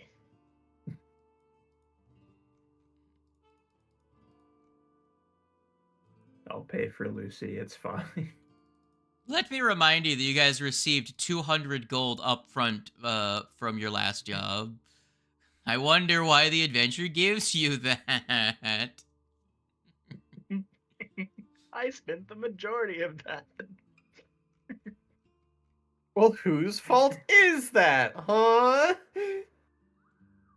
You think a cat knows how to deal with money or ration it? Yes. What'd you all buy? I went ham on scrolls and I still had over 100. What the fuck? I have a lot of money Scrolls. still. And there's even a clockwork components that I can sell for 80 GP. I bought a lot of scrolls. So did I. How many scrolls are you carrying? Fuck. How many is this? Wouldn't you like to know, Weather Boy? Yes. I would. 4, I'm not playing Breeze. 6, 7, 11, 16. Okay, 18? That's way more than me. Jesus. Fuck.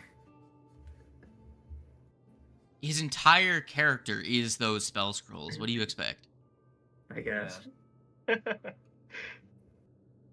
But as you get boarded on the next morning, you get settled in, and then you all go out to your window seats to look out as the ship slowly begins to rise up above the city and pierces through the smog of the factories. You see the city of Alkenstar drift further and further away. You get a distant, beautiful view of the fucking industrial wasteland that is half the city. As you recede to the east towards the coast. The view is oddly pretty, I must say. Your view, as you get beyond the walls of Alkenstar, the ship turns slightly towards Cloud Reaver Keep to make a stop. The rugged hills and inhospitable terrain of the Spellscar sprawl out before the ship. You see rocky cliffs, deep canyons, and fields of hoodoos, often obscured by billowing clouds of sand and dust that rip across the desert surface. You occasionally see other weather phenomenon that appear and disappear with uncanny speed, including thunderstorms, fog banks, and snow. Snow! At this time of year! All dissipating as quickly as they form and occurring in a surprising variety of colors. You see sparkling showers of perfectly formed ice crystals that smell faintly of lilacs, that proceed to turn a dark purple into thunderheads that reek of sulfur.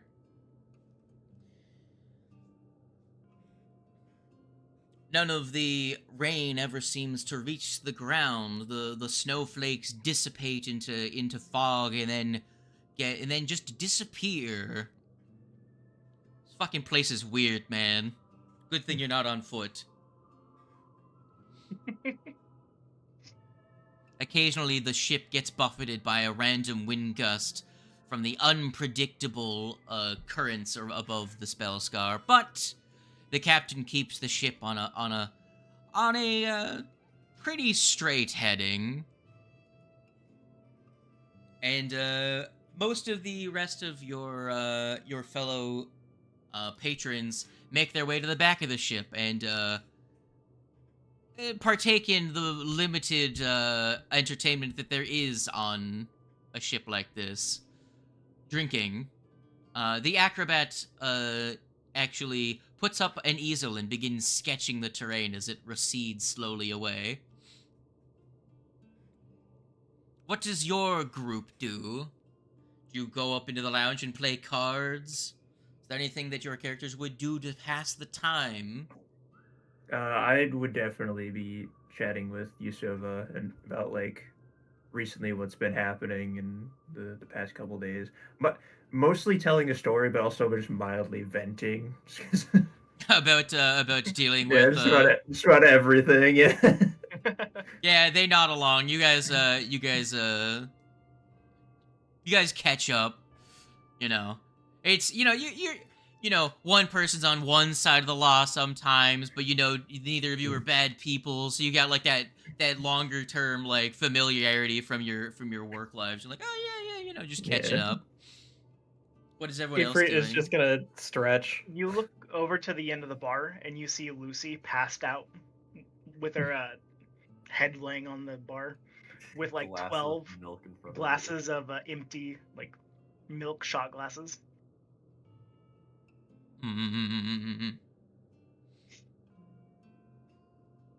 Well, after Ifrit is just in his room, stretching, getting limber. We're staying limber. After your first day of travel, all seems pretty normal. You, on your second day of travel, after spending an entire day looking over the Spellscar Desert, around right past noon, you see a smog-choked city on the horizon that's just like, if Alkenstar is like has like white clouds that are produced by steam and like industrial like smoke, this place is like fucking black smog just comes off of it constantly. And you can see that there are airships making their way in and out of this place. It seems to be a pretty active port. And you do stop by in fuck, I forgot the name already. I said it earlier. Geez. Cloud Reaver Keep. There you go. For a couple of hours to trade, to move some cargo on and off the ship and get prepared for the final actual long leg of your journey. Does anyone need to make any last-minute provisions while you're stopped at this foreign port? Sell off these clockwork parts and probably buy some potions if they have them. That is fair. You could definitely sell off clockwork parts. Mr. Fly, as you step out, takes a big, deep breath of the smog and goes, "Ah, fresh air." Everyone else is like covering their face, yeah. Wearing masks. Yeah, pretty much. So, turn those clockwork components into gold. I'll let you actually do that because I don't know if they're gonna sell for perfectly 80 GP. Yeah, where are they right now? They're in my inventory. Oh, geez. They're in the mouse's inventory. I'm not a mouse, I'm a cat. You're just a really tall mouse. Because the party already has a rat. Has a cat. Very insulting. Alright. And seeing as how we're level 5, what is the... Because, is it regulars? That would be what we're looking for? God. I level 5, holy shit, I actually haven't leveled up. I did it. I did the thing. Mark it off, everybody. Alright, I almost did too. Moderates are level 6, but they're within reach for being able to purchase. So it's just depends on whether or not you want to buy level 6 healing potions or level 5 healing elixirs. One's 50 GP, the other one's 30 GP.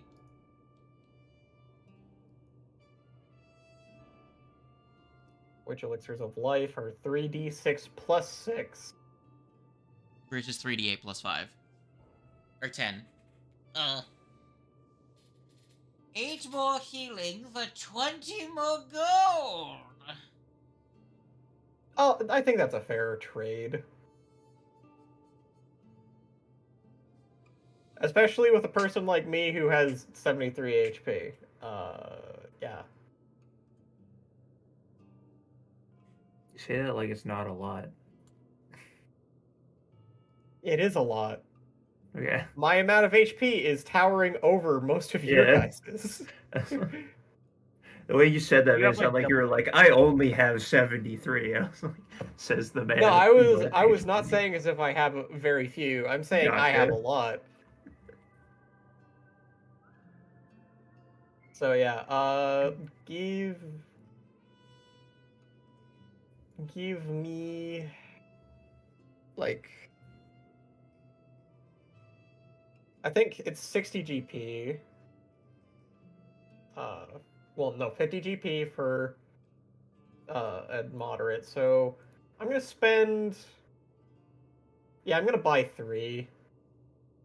So I still have 50 GP. Okay. You do that, buddy.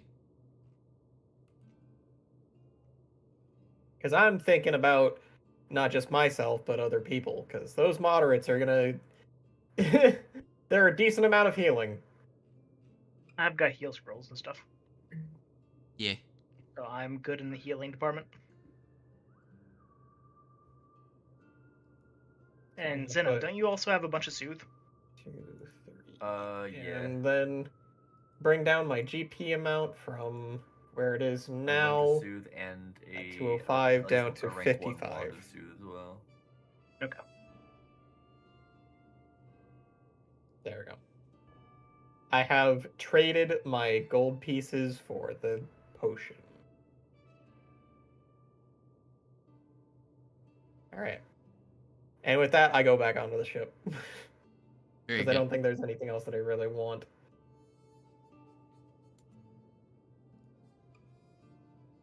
Well, back onto the airship. You guys set back on course about 4 hours after you land. It takes time to move cargo on and off of these precarious ships. Imagine trying to unload and unload a van, except to get things in and out, it's always like trying to navigate a sofa down a staircase that has like a U-bend in it. That's pretty much what it's like to load and unload this thing it just sucks. It's just awful. So obviously we all know that Mr. Fly is not a normal man. You're not normal. Yeah. For that reason, we should be scared of him. No, I think we're good. I like Mr. Fly. He's a weirdo. But you set course again, and by the time that you have made a good distance from the city, the sun is on the horizon. But you see Lucy. If you're looking out, where are you, Lucy? I think they're just now finally getting out of the bar. They are drunk as fuck. Okay. Anyone else? Is anyone else at the bar right now? I'll probably be at the bar right now. As I assume I'd be at the bar, or at least okay, in like a table in the bar. Connor, as you have the highest perception of the lot of you, you notice three dots that are getting slowly bigger.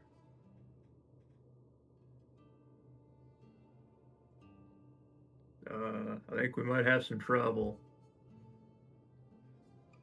Something's coming towards us. Something is getting closer to you. Can I make a perception check to see if I can make out what it is? Sure. All right. Give me a perception check.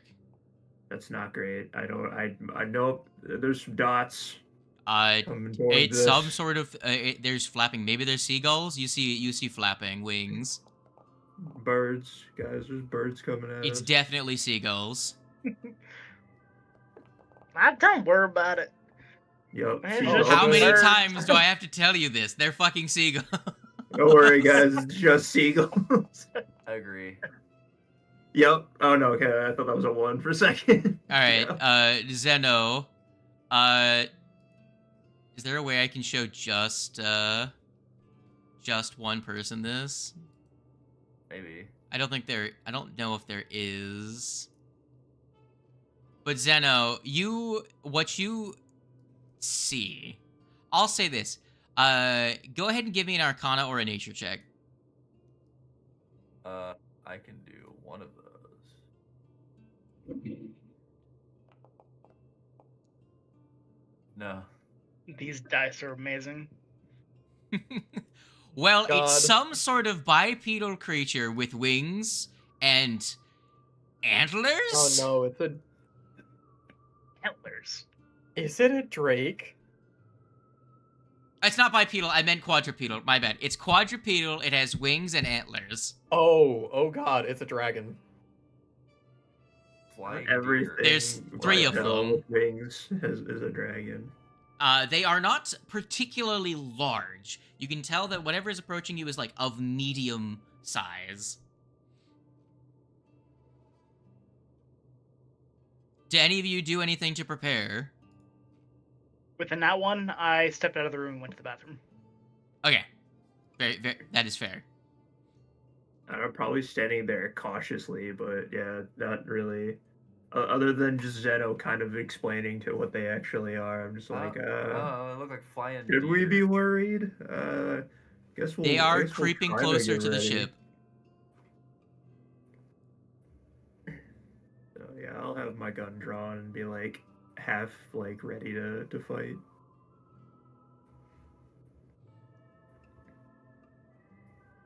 Okay.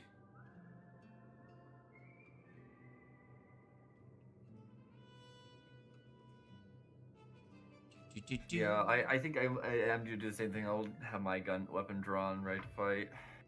Okay. As they get closer, you get a clear image of them. You've readied your weapons, so I will let you guys use No one's using any particularly good skills for them for initiative, right? I don't know if Zeno wants to cast a spell as soon as they get within range, and then you could roll with Arcana. Or, are you occultism? You're the Tism, right? Occultism. Yeah, you could use occultism. I'm Arcana. I don't have any spells to start off the fight with. Once they get within striking distance, I will say that you get a clear enough image to see that that's what they look like. God. Yeah.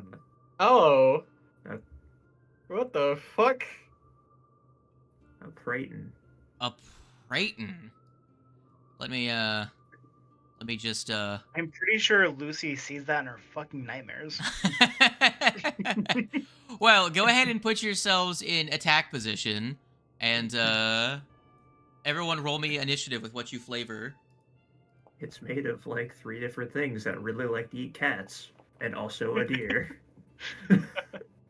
And also, well, deer like to eat like baby birds. Ifrit is not a token on this scene.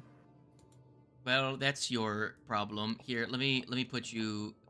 Let me drop you a goon, a goober, a goofus, Zeno. Yeah. So is this gonna be a theater of the minds type thing? Yes, because I don't feel like importing that battle map. If you want, you can think about where you are on that battle map. I'm assuming everyone is on the porch. Oh, I forgot. I need to make my flat check. Hold on. There it is. Have you succeeded at that a singular time? Yes, a singular time. Jesus Christ. How many times have you used that for initiative? Pretty much every time I could. That's been at least like 7 or 8 times since then. It's a 50-50, right? Yes. It's a 50-50. How? 1 through 10, I roll a 1. 11 through 20 is a 19. Very funny. I'm honestly impressed. I am too. It's almost like you want to just try and avoid rolling successes to see just how much it can happen, you know? Fucking ridiculous. Well, anyways, Connor, you go first. You get the first move. All right. I will make them vigable. They are not that far away. They are. I will move them to whoever is nearest each other. If you want to delay to me, I could do something that could help you out. Yeah, that's what I was thinking about. Delay until after your turn. Because I have a thing that could possibly help you in case you fail your recall knowledge. If you're planning to do that. So the human boy is holding his sword out and trembling. Oh no. Oh God, protect the human child. Mr. Fly isn't currently on this scene, and the acrobat has made the executive decision to not be here anymore. Good idea, frankly. So yeah, I'm gonna hold my turn until after Lucy. However, the Tomb Raider actually does look over to you, Connor, with like a "should I get involved?" look. We'll handle this. You guys stay safe. She nods and grabs the child and drags him into the building. Oh, thank God, yes.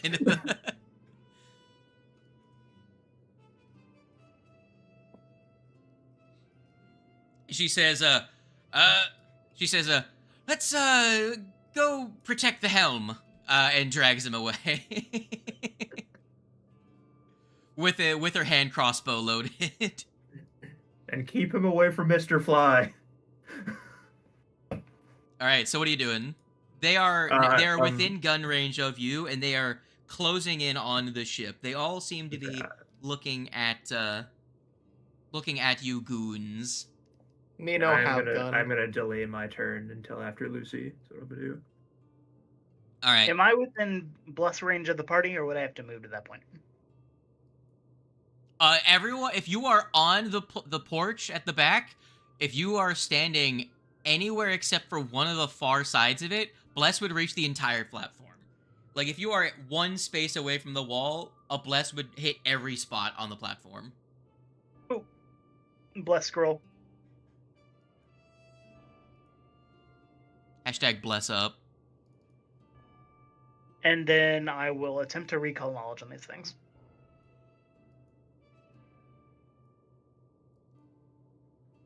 Oh, let me just put you here. There. Go ahead and knowledge. I thought I did. Roll. Alright, yeah. Yep, alright. So I'll use my thing. It's a free action for when someone tries to make a recall knowledge check. They can roll it twice and use the better result. Thank you. Yeah, I was like that was also I was like thinking of delaying my turn after you either way. So I was like, hey, that's so much better. Holy shit. All right. Like this game and yesterday's game, I'm just the master of re-rolling. That's what I am doing. That's what I do now. Bat has become the artificer. Hell yeah, I am the babysitter. All right. Well, you roll scrolling down, a 29 on your esoteric cringe. Which one in particular are you marking for death? Let's do the one that's closest. Okay. It's not really them being closer or farther. It's just they're all pretty much at the same distance. They're all just flying towards it. I'm just trying to like put them in spots so that I can just represent flanking by moving them. You know what I'm saying? Yeah. But that goon, this goon. So what do you want to know? First off, what is the name of the creature? It is a Praeton. You already got that. Well, we didn't get that technically because it was just that comes with a successful check. You get the name what is their weakest save? Their weakest save is Fortitude. And what is a funky ability it has? Well, because you critically succeeded, I will give you 2 things. I'll give you 2 of their funky abilities. Which one would you like to know about first? Heart Ripper or Mimic Shadow? Heart Ripper. Oh. So, good. They rip out hearts. Yes. So, I could have guessed that by the picture of it having a heart in its mouth. The primary use of it is that if they have a penchant for performing gruesome displays on when they kill something. So if there's a dead body nearby, probably look away if it looks like they're looking a little hungry, because it's a very unsettling sight. And then their other ability, Mimic Shadow. They can use a weird occult ability they have to effectively have their shadow overlap with your shadow, and then they become much better at murdering you. That's cool.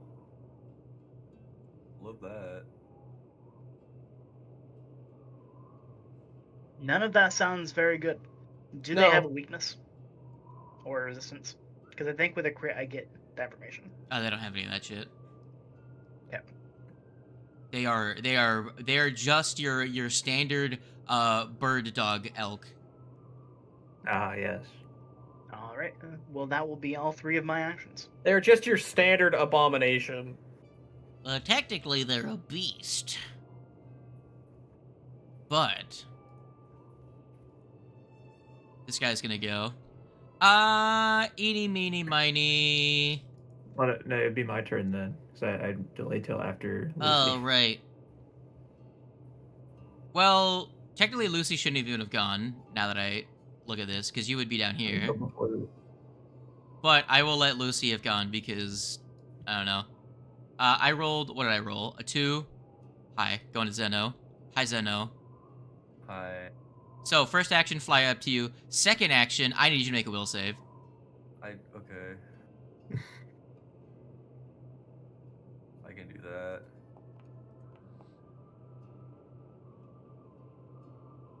that. You succeed. They try to have their shadow intermingle with yours, and it doesn't work.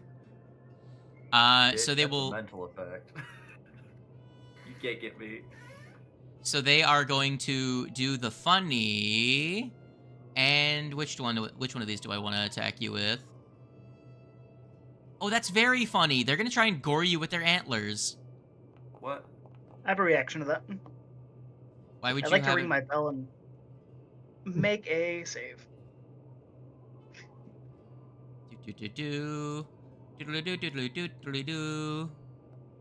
I would like to make them clumsy. If they fail. Well, I rolled a fortitude save. Hold on. It's a will save for that one. Yeah. I rolled the click-clack. I rolled the same exact degree of success. The same exact distance from a success as well. So they are clamzoed. But they're... Does that apply before the attack, or...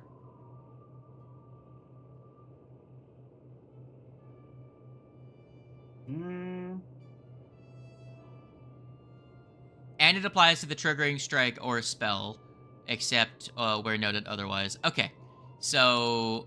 But I don't think that will change their attack. So, alright, Zeno, 17 damage. Yeah. Oh, no. From a lure of ant, and that is their third action. Alright. Other bird dog. Alright. Going after number 3. Go away, dice. Hello. Would Connor be able to fit in here anywhere? Connor is there. I'm not assuming you guys... Did you guys intentionally form up into a square or something? Like, what are you guys doing? I'm saying when it comes to their turn, because they had delayed until after me, right?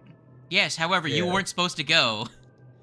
I forgot about the fact that Connor was first, and then it was them, and then it would have been you. And I just was like, Lucy's going, because Lucy's going. I don't know. It was an oversight on my part. Now die, you fucking filthy cat. Make a will save. It's fine. Will do. This cat is stinky. Kill it with fire. I would rather not. Yo, you succeeded? Gross. Alright, well, I'm gonna kill you now. Have a schwangus. That'll be some schwambus for you. Now it's your turn, Connor, not Lucy. You already took your turn before everyone else got their turn, you goon! So preparing an action, it takes like the action that it would require to use it and another one to prepare it, right? That's how it works. So if you're trying to hold an action to do as a reaction, it takes 2 actions. Yeah, okay, that's what I thought. So it just takes an additional action. Yeah. Then what? If you're trying to aid, it only takes the 1 action. Yeah. Oh, 8. Okay, 8 is just 1. Okay. 8 is a special preparation. Alrighty. Well, I mean, they're both right here, and I'm not convinced. I am holding in my possession the ability to do this, so... What the hell? I'm trying to find, pretty sure there was... Oh, wait, here it is. There you go. Sabotage aboard the Minot. Combat music. Also time to see if magic is crazy right now. Alright, what are you casting? Definitely didn't show. I'm casting Electric Arc on the two. Oh, Jesus. You over bias. Roll damage. If you targeted them already, that'll make this easy. Yeah. Because I just have to do the click-clacks, because unlike my Starfinder game, this one's configured correctly. Alright, a failure and a success. Swing twunk. And then I will specifically prepare to aid anyone who attacks the one that I am currently targeting, so the one between me and Lucy. Okay, that one? Alright. Yeah. Well, that's gonna be the last one's turn. You know what? Cat moment. Cat, make a Billiam save. Oh no. Yay, I failed. Good. I love this. Have a pet in your shadow. Now their shadow intermingles with yours, and you feel a strange sensation. The first time I don't hit. God, wait, no, wait. Oh yeah, that would miss still. Damn it. Well, shit. Well, they are going to be the end of their turn. Funny. It's Ifrit's turn. So, I have a recommendation. This one is currently clumsy, meaning its armor class is reduced. You have Bless, and right here would be flanking for an effective +4 to your attack. You right. No, they're not. Stop lying. Helen stance. Game is paused. I cannot move. What the fuck? You want to move? Then target them. Flurry of blows with kicks to the back of the head.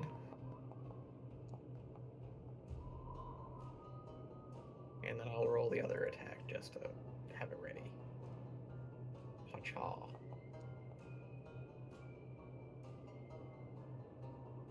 Alright. Nice. Both hits. Boom. Bam. So, Lucy, when does the cringe go away? On their turn or your turn? Okay. Schwingus. Schwungus. That will be, so you entered your stance, you moved, and you schwick-schwacked. Yep. Now it's Zeno. Yeah, that's me. Do this little thing called a double kick to the back of its head. I'm gonna zone, I think, first and foremost.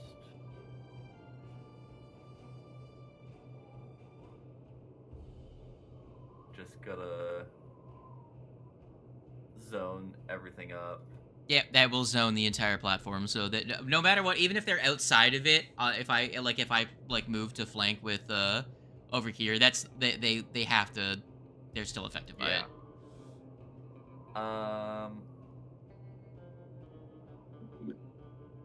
Actually, I'll say most likely based on the way it's shaped, you're probably against like the railing or the wall. Yeah. Something.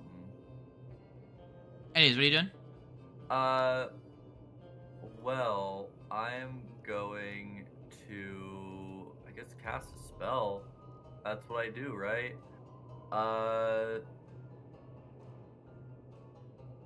You are the speller. The speller. That's what Mech will be called if they ever cast it, if they ever become a spellcaster. I don't like these guys, and there's this one guy that's like kind of far away. And I got some new. We're level 5. I got some 3rd level spells now. Yeah, you hit him with a fireball. No, I don't got fireball. Okay. It'd be really funny if I did fireball on an airship. No, I have a new thing called Entropy Strike. Yeah. So I'm gonna do that.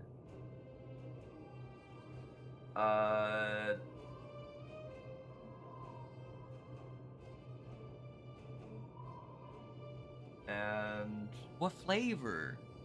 What flavor? That's kind of funky. I'm gonna be real. That's the fact that you could choose void or acid. I didn't even know I could do. I'll just do void. I don't know if I don't think it matters. Yeah.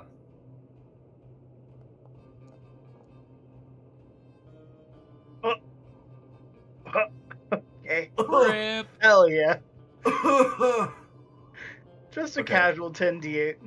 Oh, I think it says so the target takes 5d8 void damage. If the target is technological, it takes 2d6 persistent acid damage and is glitching 1. Gotcha. So, which one did you pick? The void one? Or yeah, void. Okay. And because it's a crit, it's gonna do 10d8. Yeah, do it.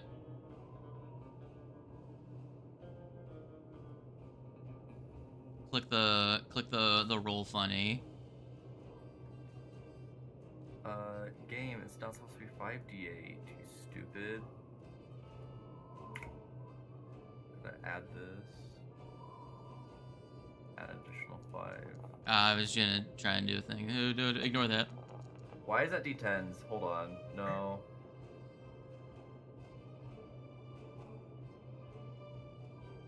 Eight, 5, void, add, roll.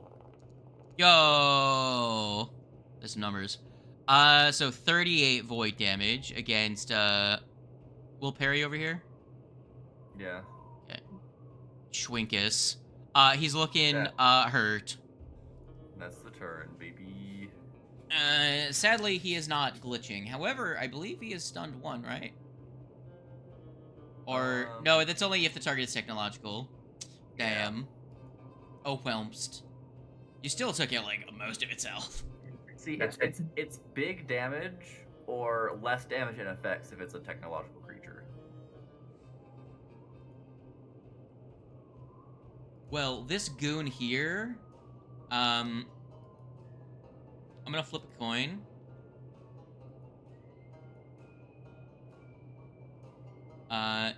As to whether or not it attacks, the Spell Swashter or the cat. No. It is the cat. Cat. No. You know what time it is? Time to get my heart ripped out? It's full save time.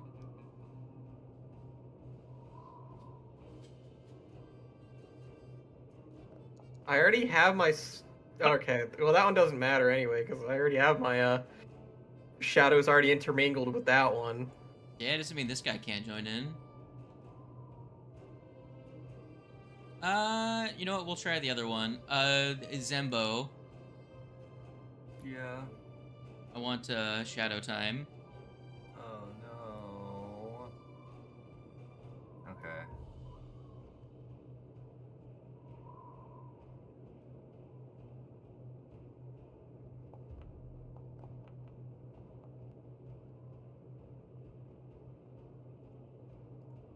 Well, he's gonna,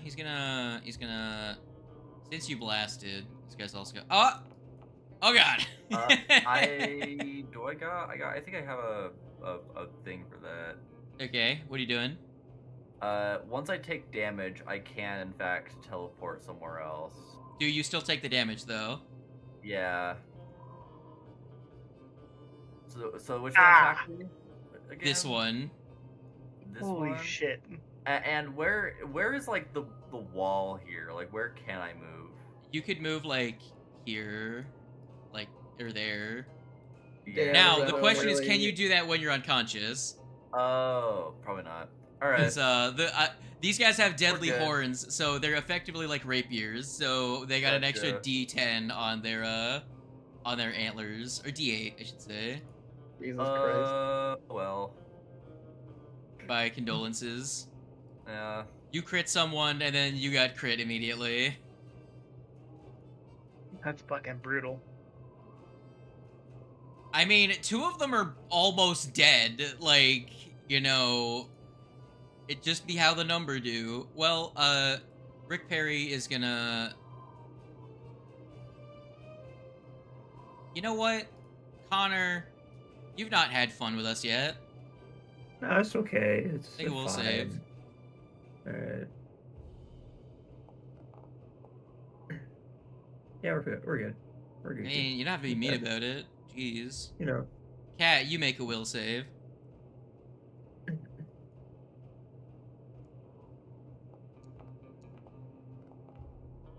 Oh man, it bounced off that one. Y'all are rolling hot for your saves. And I missed.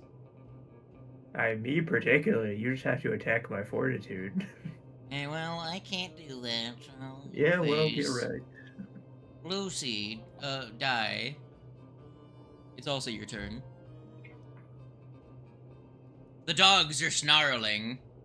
2 of them are angry and bleeding, and one's got a sore neck because they got kicked by a cat or some shit.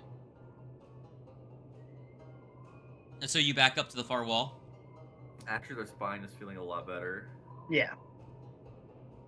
Okay. And then I will throw some of these. Dad will himp. Wait, which one were you attacking? The one in front of Everett. Oh, okay. I still have aiding if someone attacks that one. That's okay. That one takes a bunch of damage. Which one were you doing the funny to, by the way? That one. That one, he said. Yeah. Okay. I'm pretty sure this is the one that I had done the recall on. Okay. Because it's the first one that went in initiative and it attacked. Well, how much extra damage do you add to your thing? Exploit. I think it's a personal antithesis, right? Yeah. What's your funny numbers now? That is a good question. Because don't expect me to remember your shit. I think it's 2 plus half your level.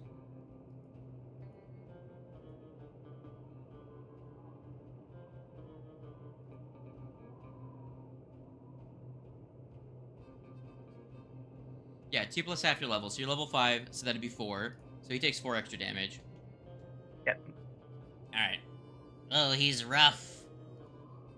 Then my second attack is going to be against this one. That's a miss. Canner, what are you doing?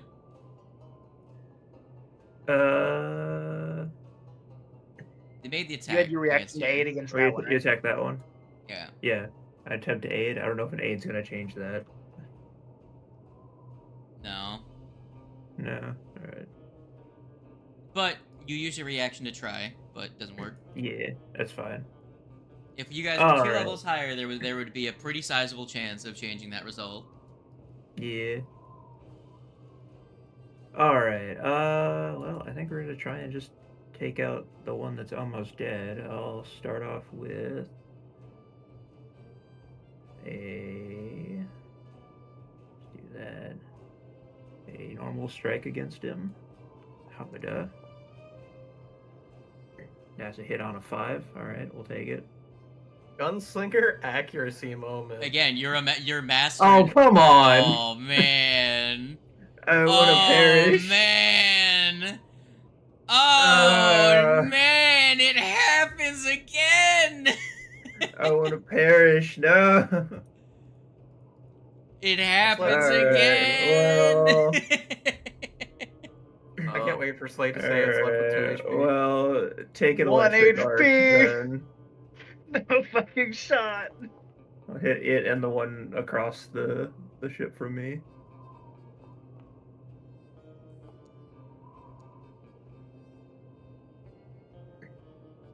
Alright, they both take full damage. Perish. That's my turn. That was really good on the fucking D4s, though. Holy shit. 3 below max?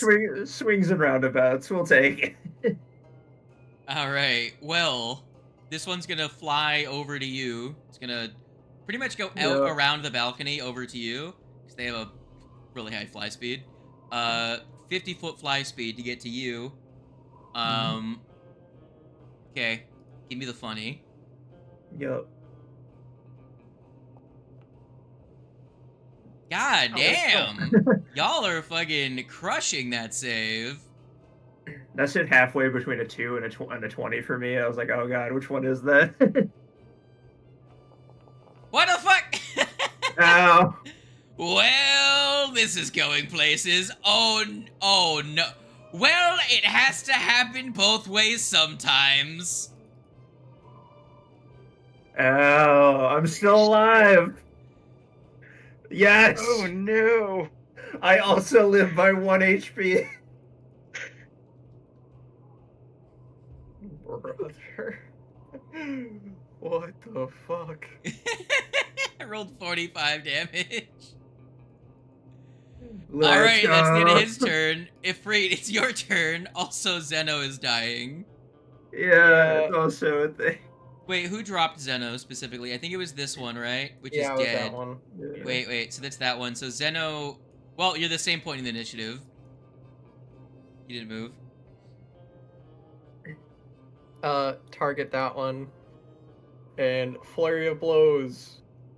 Kick. This fight is happening, like, this is, like, the railing is right here. This one's just, like, right on the landing. Then there's Connor. So there's a wall here. 13 is probably not enough to kill it. Nope, oh, never mind. He did. Okay. Alright, then, hit this one at a -10. And miss. Alright. Okay. Zeno? Yeah. Roll me a d20. Okay. Don't roll a 1. I can't promise that. Did you already use your hero point? Well, we don't... Oh, you can't use them for this one because we have the stamina. That's right. Yeah, that's right. To be fair, I think you could use your stamina to stabilize. That's true. Yeah. That's fine. Oh, you stabilize anyways. Actually, no, you go to dying 1. Because you were dying 2 because you went down to a crit. That's okay. That's right. Alright. You know whose turn it is. I already know what it is. This guy goes around to over here. Yep. And then he's gonna use... Did it Heart Ripper. leave my reach? He went around you. Actually, I don't even know. Do I have opportunity attack? You have Stand Still. That's the monk version. I do not have that. Okay. He's gonna use Heart Ripper on one of the dead dog things. Uh-oh. So I need everyone to make a will save. It's bound to happen eventually. Where are these failures on the fucking fun one? What the fuck? You all failed! Yeah, sure did. The DC's the same! Do I have to make this save? No, you're unconscious. You can't even see it. It's a visual effect. Awesome. Okay, well, alright. Who fucking crit failed? Someone crit failed. I did. It was me. It's not listed in my chat readout, so I'll put it on you. It's because it's on the card that you of the will save. Oh, right, because I was targeting Connor, right. Yeah. So Connor crit failed. And then Frightened and then frightened. This one's dead. It's not a frightened anymore. Fuck off. Stop having more particle effects on my game. And then, so now he's gonna get back 2d6 hit points. Let's go! It's not, he didn't really need it that much. I just wanted to use that now. Not on the fucking Connor, on himself.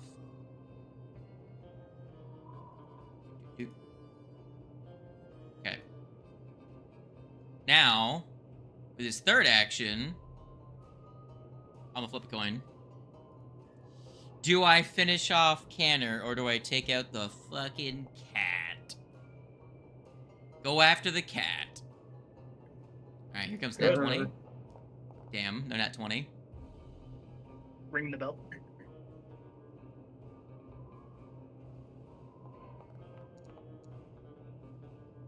That's really funny because the target of your exploit. What are you making him? Is dead, isn't it? Oh yeah, this guy isn't the target of your vulnerability, yeah. is it? Yeah. My bad. That's the drawback of a thaumaturge. You have to spend actions. Alright, so that'll be 9 damage to Freep. I think this is the first time I didn't roll double digits in damage. And then the next thing he's gonna do is let Lucy go.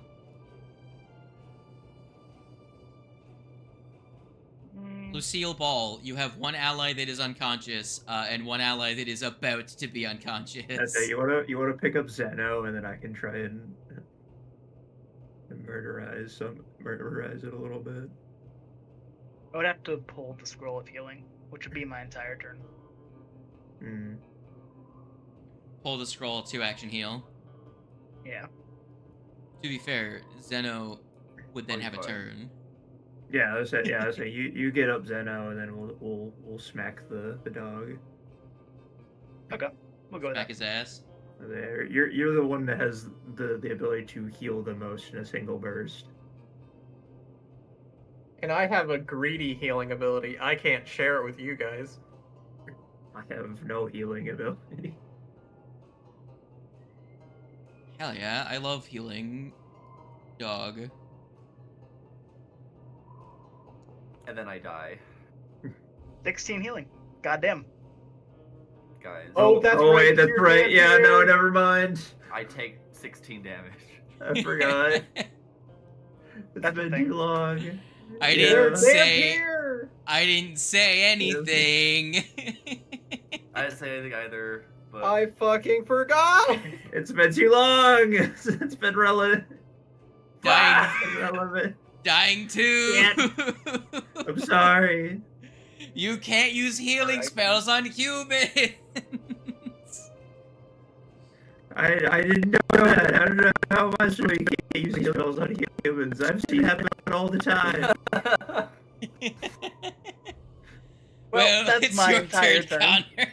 Connor. Well, No, that was good, actually. Oh, man. Can I Baldur's Gate this? Can I throw a healing potion at them? That also hurts them! We will kill you. Not if I throw it on the ground next to them. That's how it works. No, that's still positive healing. Oh, the potions are? Yes. Yeah. You need an item called Oil of Unlife. God damn it. Fuck. Alright, well then I'll do the only thing I know how to do, and that's shoot this dog. Yeah, you probably want to use that stamina point.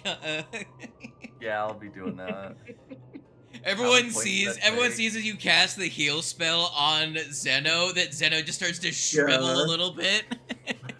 Hell yeah. So sad too, because it was so much dog. That was a lot of... Watch me roll ones again. I don't ignore that. I didn't mean to roll that. I was clicking on the thing and it moved. That's pretty good damage. Pretty good damage. Fucking looking rough. It's not red though. Nope, sure isn't. You got another one of those in you? Yeah, technically.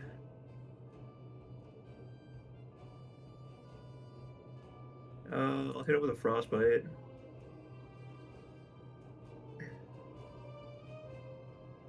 Because I'm pretty sure it goes soon.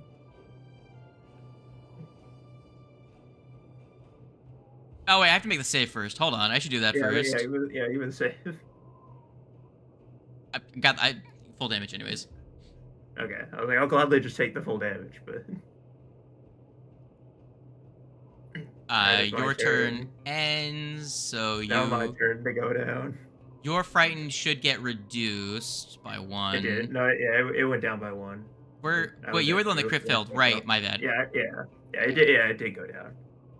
Freep. Time to kick its head in. Like actually though.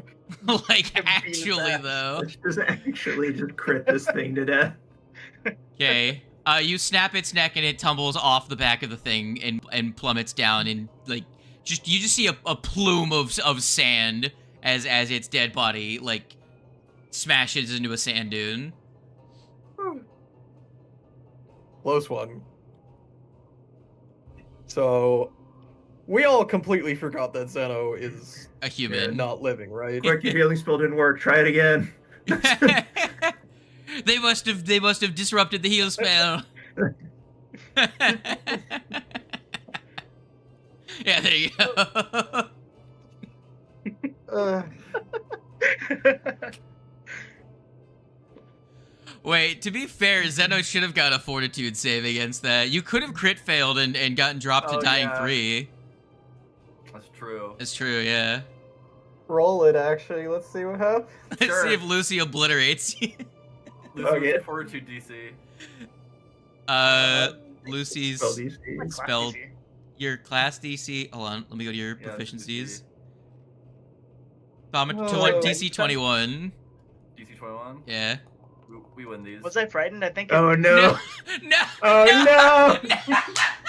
So Zeno's dying 3. Oh my fucking god! So Zeno, you want to give me that fucking stamina point, buddy? Yeah, that's a good idea.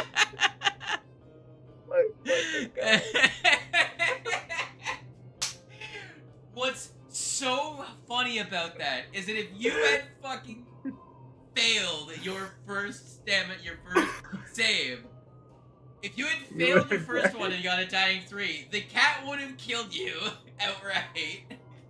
Holy shit!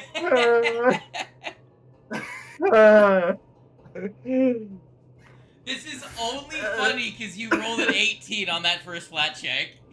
No, yeah, 100%. Yeah. Zeno should not be alive. So is it just one stamina point? All the dice is just... Yeah, it's 1 stamina point to stabilize. Okay. I can't even fucking believe that. The dice tell a story. Yeah. Oh my god. They sure did. What was the threat in this encounter? The wolves? No, the healing spell. So I have just added to my notes, all in capitals, said I was allergic to the healing spell. So I will not forget. Make sure that's at the top of your list. Oh, I have no words. Oh my god. I'll be right back. I need to use the restroom. Go get some water. I can't believe I almost killed somebody by trying to heal them too low. I spent 4 gold to try and kill my ally. This is what happens when you have a negative healing character that isn't like explicitly undead. Yeah. People just forget about it. Yeah. And you were unconscious too, so you couldn't say anything.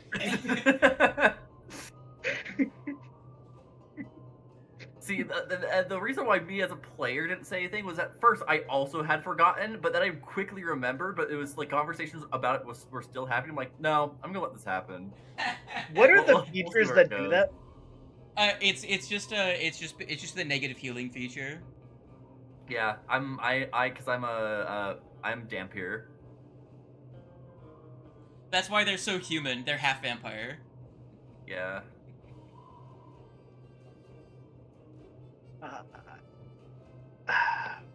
I have no words. This is why anytime before when I was still at Oracle and I used AoE heal, I never healed myself. Yeah. That's why Soothe is awesome.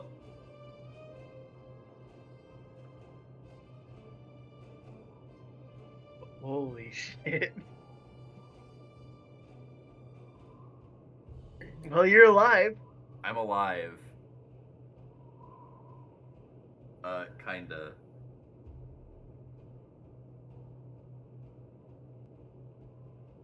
I pull up my other scroll and try and heal you again.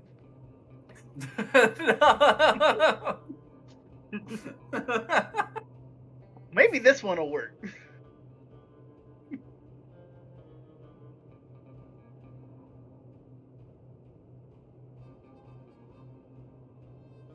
Oh man, this has been a session.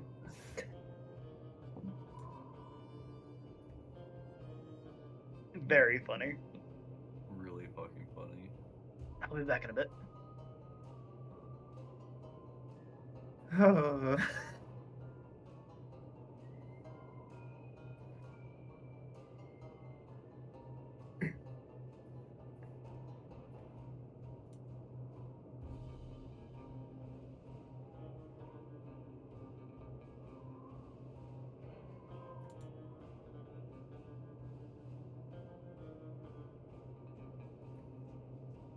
I do find it funny that I've not gotten anywhere close to killing a character in like weeks and weeks and weeks, and then the person that almost kills someone is fucking wings the heal spell. I would have felt so bad if it actually killed you, because I was the one that was like, you healed them, we'll kill this thing. I was like, oh god. Oh god, that was a thing that happened. Oh man. And the cherry on top is that I spent my entire turn to do so. Exactly.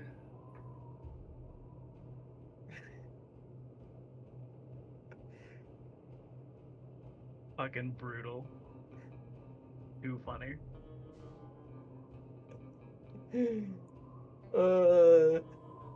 Now that we're all back, is anyone else excited for Mythic rules in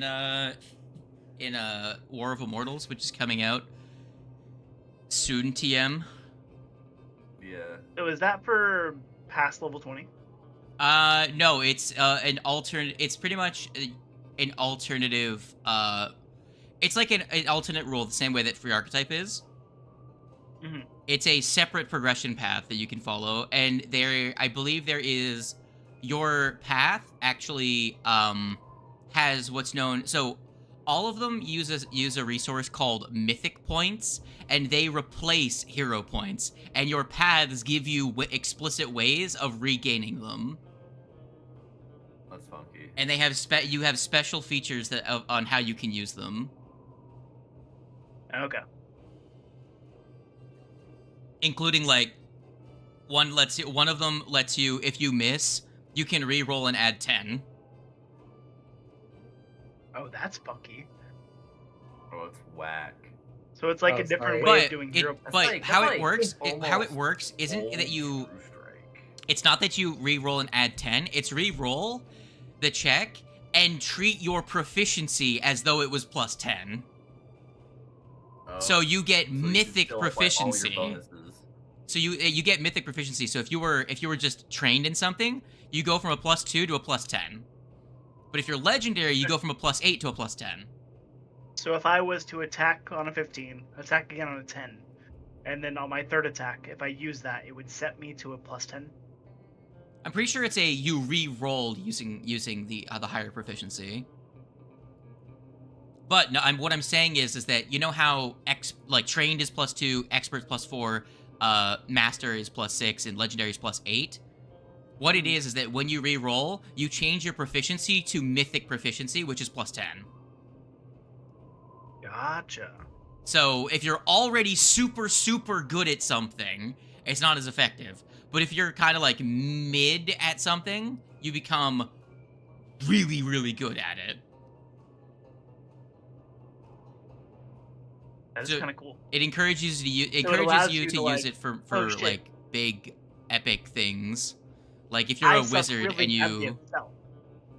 So now I just become really good at stealth for a second or two. Yeah. That could be useful. But how's everyone doing? We're living, only barely though. Use a little downtime to laughing. So we have 2 characters at 1 HP. Yep. One did go down and the other one didn't. Wait. Ifrit, come here for a moment. Give me some of your healing potions. I think we need to get them off the ground. Fix this boy up. I'm not giving you these. I think that's a bad idea. I am gonna use my wand to soothe to hit myself with a first level soothe, I think. You see looking through one of the portholes that like is behind the bar, like leading into the room behind. You see like one big eye. Just fucking Mr. Fly is just like looking at you guys like and then just nods and then like pulls the curtain back. He looks over at us like, "You gonna eat that one? You going to finish that?" I think I'm just gonna take the chance that we have enough time for me to just heal with my my stamina. Yeah. I don't need to use stamina to heal now. I just need time. How long is it for each stamina point? It is half of your. No, I meant like time. Yeah, time wise. Yeah, I think it's a refocus thing. It's 10 minutes. I'm pretty sure.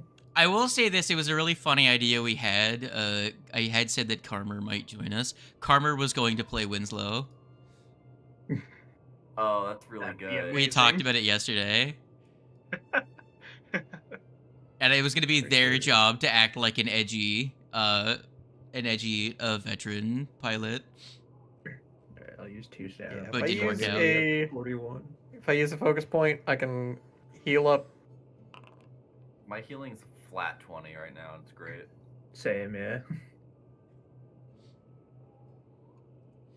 Well, I don't even need to use focus points anymore. I just need to spend time using to harmonize self. Ooh, baby needs a crutch for their healing. Ooh. I have almost double your HP. Shut up. Exactly. You shouldn't need any more. If I can survive with 46 HP, I'm the tank here. What do you mean? Or at least the closest thing we have to a tank, because a certain somebody isn't here. Tanks don't exist. But you realize in all of the commotion that the ship is now turning. Shit.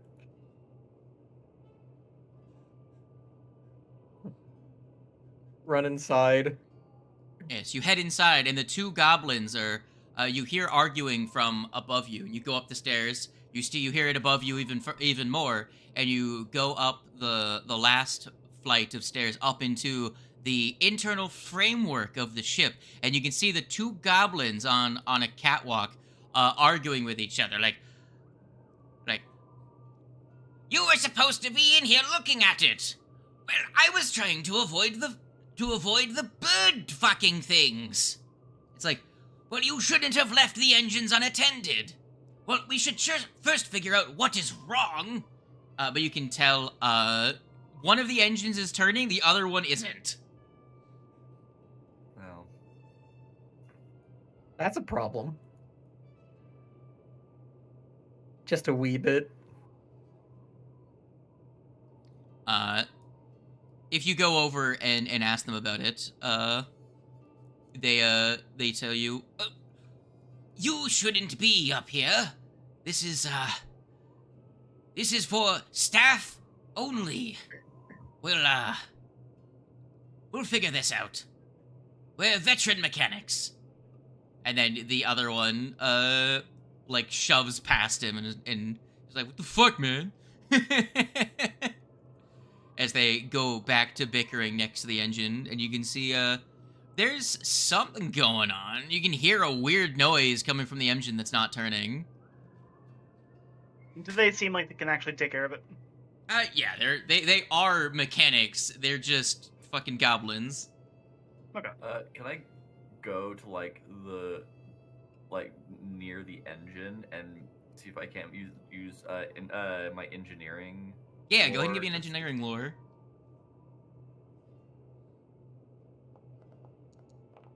The DC is based on the fact that you can't, like, get right up to it because they don't get you up to it. Right. But you are craning over them and looking at the engine to see if you can give it a look over.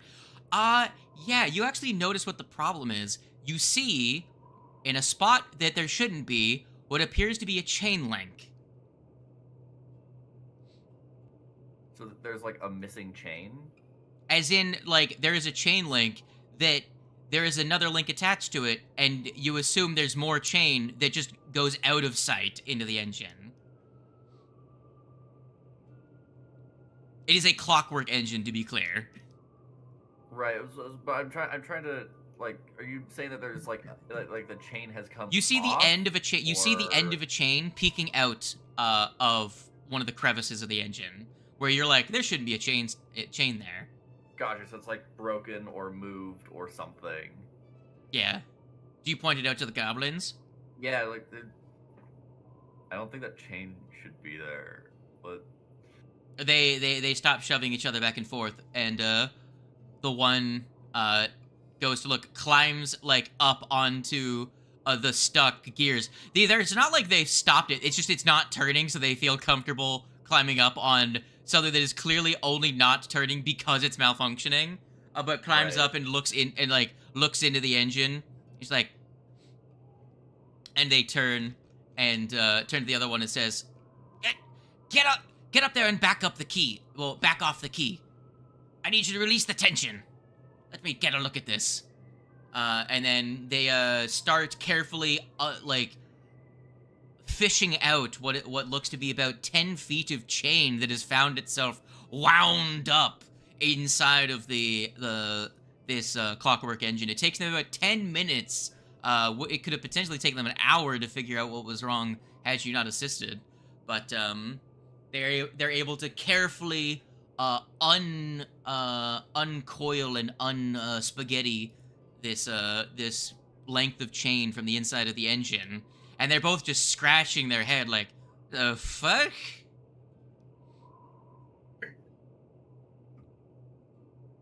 That doesn't sound like something Does this that seem tends to be happen on vandalism, accident. or is this something that has possibly malfunctioned and now is causing to be fucked up? Well, this should have been in the storage room. How did it get here? Now look, I don't want to point fingers to Mr. Fly, but like their attitude towards Zeno in particular is moved up from neutral to friendly for being helpful. Realistically, if this was meant to be in the storage room, we definitely have some saboteur. They both look at each other suspiciously. Where's the captain? Maybe we should go speak with her. They're probably in... They're probably... what the fuck? It's a goblin voice. What's a fucking goblin sound like again? I don't know. They tell you that the captain is probably at the wheel. Helming the ship. In the meantime, you keep an eye on him, and you keep an eye on him. And you both keep an eye on the engines. Yeah, most specifically.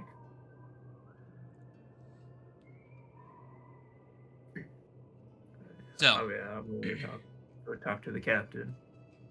Yeah, you go talk to the captain. To give you a reminder of who all of the crew are, you've got Dezen Drakes, who is the bosun. You've got Nubly and Gebben, which are the two goblins. And then you've got Lucky Lanks, the porter. He deals with cargo manifests and supervises loading and unloading of the ship. And none of you are very familiar with any of these characters because most of them are out of sight most of the time. Except for Lucky Lanks, who, when you were leaving port, was like handing out drinks to everyone. He went up and down the diner carriage as well, and the back of the ship, and handed out drinks to everyone. And most of the time when he's not, like, you know, doing menial tasks around, he is tending the bar. He's the only one that has, like, a visible presence, really. I would say, was he at the bar when we were there before the attack? He left immediately when, like, it was like, fucking weird dog things. Alright. As did, like, most people that were there. You've seen the captain once or twice. They usually spend their time up front, but they sometimes come out and, like, go to the lounge and relax, and they'll make small talk, but she's not, like, super talkative unless you go out of your way to talk to her. But most of the time she's either up front or she's sleeping.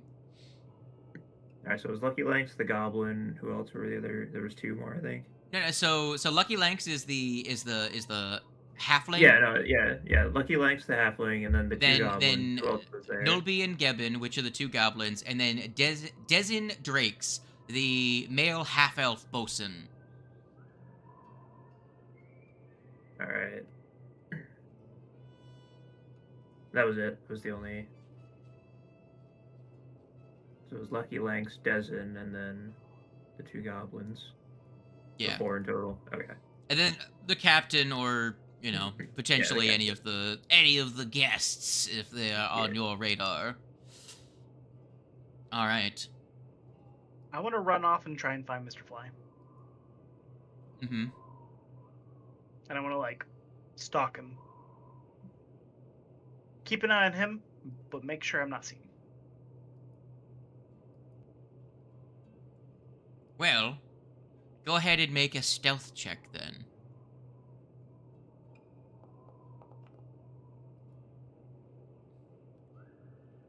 I think I'm so stealthy. Good. Very good. You see, he keeps to himself for most of the time. Eventually, he does end up talking to, like, the boy, the human with a sword, and starts talking to him and making small talk about exploration. And then he hands him, like, a hand-rolled tobacco, which clearly messes up the kid a bit. And he's like, the kid's just like, what the fuck was that? And then you see that, like Mr. Fly gives you, like, a side eye, and then pats the kid on the back and leaves the room. How old is the kid again? What's that? How old is the kid again? I say kid. He's an adult, a young adult, like 19 to 22, somewhere in that range. Like, you feel me? Yeah. So we'll say 20 to 22.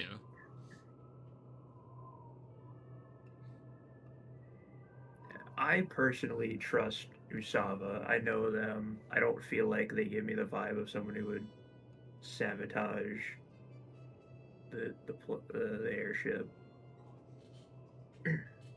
So I feel like Lucky Lanks, Desin, the kid, Mr. Fly, or the painter are primary suspects. Mm-hmm.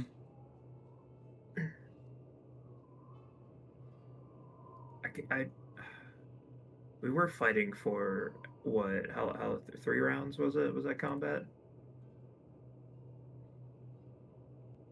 Well, you were fighting for, I think 4 or 5 rounds of combat. All right, so that's not a lot of time for someone who was present with us to run to the engine room, or run to the storage room, grab a chain, and then run to the engine room and sabotage it. I don't know. Let's go talk to the captain first. I think it's probably a good start. Yeah. So you go up to the front. You give a knock, and the captain sits. She sits with you in the dining hall. Everyone else seems to be either on the back deck, or up in the lounge, or in their own rooms right now. So it's just you and the captain, and she has left Dezen at the wheel of the ship. All right. As she talks to you, and she's like, I'll like knock on the door and be like, Captain Winslow, I have something I need to discuss with you. very well. Hold on, I gave her like a Boston accent. Fucking yeah. She puts Dezen at the wheel and comes out to me with you and sits down, pours a glass of water and puts a lemon in it, and like a whole lemon. No, a whole lemon. Squeezes some lime and vodka into it and looks expectantly. Quite a weird series of events, I'd say. Yeah, definitely. I assume you noticed the drifting that we were doing. I don't know if they've warned you about what happened. It's a little hard to miss when your airship kind of just turns on its own. I figured. Well, we were down there and they ended up finding a chain lodged in one of your engines. Doesn't look like something that could happen on accident, seeing how your two goblins down there told us it was stored in the storage room. So we're expecting sabotage. Wouldn't be too surprised based on the circumstances. I've had some complaints from most of the crew for not flying frequently enough. Jobs are a little too infrequent for some of them, I feel. I can tell some of them won't really say it to my face, though. But yeah, if anyone in particular you think might have done this, those two goblins down there seem pretty innocent enough. I'm not fully sold on if it was one of my crew. Now, that storage room is supposed to be locked, but the ship is pretty small, meaning it wouldn't be too difficult that if any of them happened to leave a key laying around, for someone to sneak off with it, grab the chain, and then put the key back before anyone's noticing. Now that's a failure of security, that's for sure. Yeah, I'm not fully writing off the rest of the passengers. Everyone of my group was with me. We were fighting on the back. Most of the passengers were with us before the fight started. I know at least two of them left pretty much by my request, and one of them is my good friend. I trust them. I don't think they do it. They don't have a motive for it. The other one's just a boy. Not putting it past him, but again, I feel like it's less likely. She scratches her chin for a bit. Which of the guests would even know about the key? Is it set in some place that is readily visible? Well, considering the ship's so small, if any skullduggery was about, it'd be pretty quick to notice. So normally we all wear our keys on rings on our belts. That can be uncomfortable or inconvenient when squeezing into any of the tight spaces. Being an airship, most everything's packed in super tight. So it's not uncommon for someone to take the key ring off their belt. If you're trying to figure out how someone might have gotten one of the keys, that's the best I can say. Security tends to get lax when you've been flying with the same crew for long enough. I was thinking about talking to Osova, seeing if they saw anyone sneak off or go in a specific direction after they left the deck from fleeing from the fight. But I haven't yet. What about Dezen? Has he been up here with you the whole time? Almost day and night. If he's not at the wheel, I'm at the wheel, and when I'm at the wheel, he's usually sleeping. We keep an extra bunk up in the helm in case there's ever a mutiny or someone tries to take over the ship.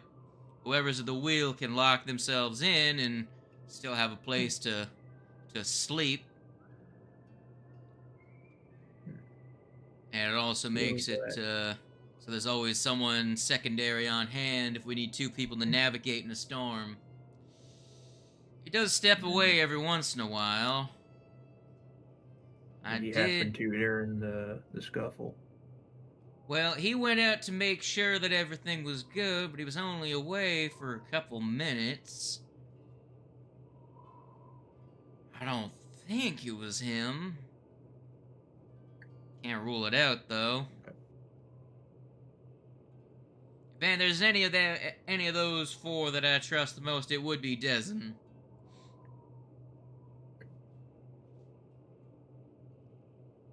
So it does sound like, most likely, if it was one of those crew members, it would be Lucky Lanks. And due to the law of comedic irony, it will end up being Drezen. Possibly. Out of character, possibly, but yeah. What do you know about Lucky Lanks? You think they'd do something like that? Lucky Lanks is an eager type. He's been working for me for a while. He always puts on a smile. He does his work good. He's even been learning to fly as of last year or so. Don't trust him at the wheel, though. It's a little too green. But worst case scenario, he'd be the only one other than me or Dezen that could pilot this ship. What's the likely chance that the chain could have taken down the ship as a whole? Not likely. Those engines are kept out on the sails for that specific reason. Got to keep them away from the balloons so that if one of them happens to catastrophically fail, doesn't take a huge chunk of the fluorine sacks with it. So whoever was doing this wasn't actually trying to take down the airship. They were just trying to mess with us, I guess? We should all split up, try and keep an eye on as many as the other people as we can. This could have been a distraction. We might have fallen into their trap already. Well, you do that. I'll keep an eye on Dezen while you do and such. Sounds good. I'll head and go talk to Seva, see if she's seen anything after they left the deck back there. And probably I think the kid might be with her too right now. Sounds good. I'd like to go to the storage where the chain was stored. Yeah, that's where also I think I would go look out is the storage room itself. Yeah. So you two go to search the storage room. Who were you gonna go talk to, Connor? I was gonna talk to Useva, the Tomb Raider. Useva, yeah. Yeah, Useva. Sorry. So you go talk to Useva. Hey, Ifrit. That painter friend of yours, they're kind of the only person I haven't really had an account for. You mind go checking up on them?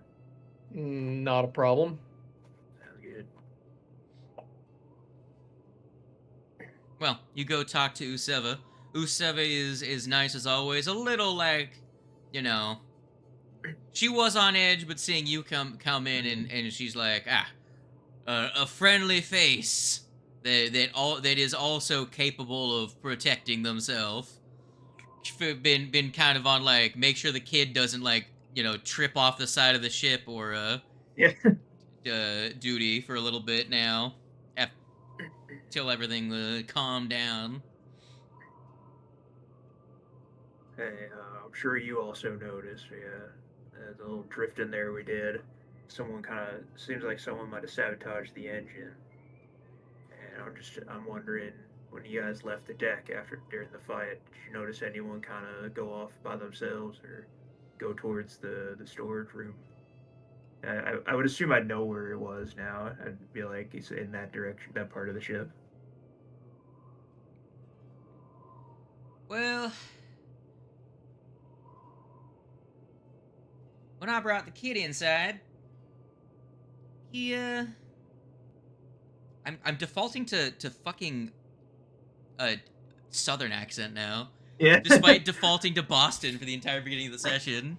Look, that's just how it goes. Like especially with like half our crew being having southern accents. I have learned from my time in playing tabletop games, it's very easy. It's very hard not to just do the same accent as everyone else. Yeah. It's hard to not do that accent as everybody else. And I personally find that southern accent is the easiest for that to happen with. Yeah. Yeah. I mean, I'm from Florida, so I hear the accent every once in a while, pretty thick. Like I was playing a pirate Pathfinder, the pirate Pathfinder first edition game. It was like 3 of the 5 people were southern, and by the end of it, everyone was, including like all the NPCs. It was like being southern is a brain virus. I mean, yeah, kinda. Yeah. True. Well, she summarizes that her account pretty much goes, she shuffled the kid inside. She pretty much convinced him to stand on guard at the front while the fight was going on. But as the ship started to list while it was turning, she got a little bit distracted, and he ran off to look up to look upstairs, and she went to follow, right? Mm-hmm. But then she doesn't quite remember exactly what happened. When she went upstairs, she saw the kid, but then all she remembers is getting lightheaded and then waking up in the lounge a little bit later. That's concerning. Extremely. Because that statement has cleared the kid of the sabotage, but not being part of the sabotage. Did the kid wake up with her? Was he there too? So the kid, she was following the kid. The kid ran off. Followed the kid. Yeah, and then she got lightheaded, passed out, and woke up on the lounge. Yeah, so the lounge is pretty much. Woke up? Well, when she woke up, she was alone in the lounge, and then found him. She met up back with him, and pretty much all he told her was that he went to go look up in the upstairs, up in the like on the scaffolding, and immediately got told off by the goblins.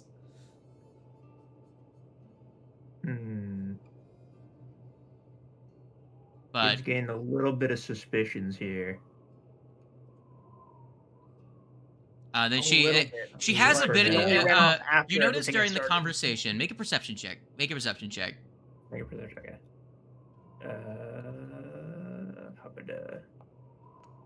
And 24. You notice that she occasionally uncharacteristically coughs compared to when you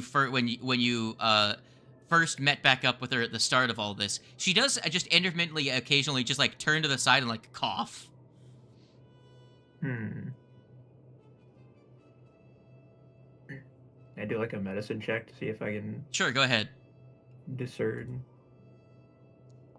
A little bit. Oh, that was close to an 18. That's You're not sure. Okay, yeah, it could be the altitude. It could be just,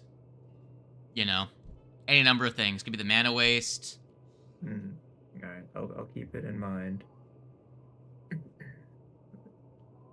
You can clearly tell that she's trying to just like ignore it because she's like, it's whatever. It's I'm fine. She doesn't think it's that anything serious. Yeah. She's more concerned with what the fuck is going on right now. Alright, what's everyone else doing? We had gone to the storage. Okay, so you go up to you go to the storage. I'll say that the captain gives you a key to look. You look inside, you don't see any clear signs of a forced entry. There's no, like, obvious signs of a forced entry. Which, you know, the obvious, like, you look around the edge and you see, like, you know, where someone shoved a crowbar between two pieces of wood to force the door open. So they definitely had to use a key. Yeah, they either used a key or they lockpicked the door open. There's none of the obvious signs of a forced entry on this. Now, to be fair, maybe they are really good because a thing you will notice on this ship is that most of the paneling is much thinner wood than you would normally see in like a normal home construction. So like the door, it's sturdy-ish, but with the right kind of pressure, it does flex, right? So no, maybe they were able to carefully flex the door far enough to make it like pull inward enough for the bolt to come free. So there are ways they could have done it, but it would have been a very skilled task to do so. Someone familiar with like how to handle wood. And that doesn't really describe anyone that you're aware of on this ship. Okay. But you know there are some weird things that might be able to be done because again, it's not it's constructed like a fucking trailer home, not like a regular house. Built to be light and strong enough for what it's doing. If that makes sense, is how I'm trying to describe the construction of the entire thing. Gotcha. But looking around the inside, do I see anything that looks out of sorts? Give me a perception check.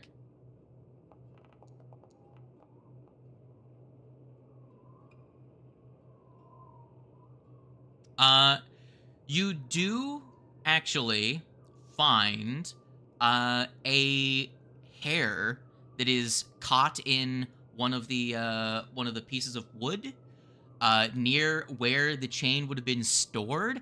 That is a dark brown or black, which definitely means it is not the Samsarin and definitely not Ulva's or whatever name it is.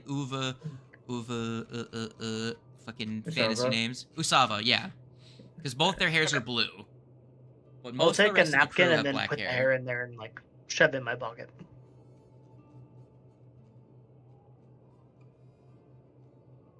Obviously, the captain's hair is red, so it's definitely not her hair as well. But it could be Zeno! How could you? How could you, Zeno? Outside of that, I don't really get anything else. No, not really. Anything else out of the ordinary? Would the hair match any of our suspects? Like what like the most of the rest of the people have like dark brown or black hair. Okay, so it would What's match the them. length of this piece of hair? Now, to be fair, Mr. Fly has a mottled hair that's like some of it's he's got like gray hairs mixed in with black, so he's not ruled out either. Yeah. It's about medium length, but really even someone with long hair could have like medium length hairs mixed in. Yeah.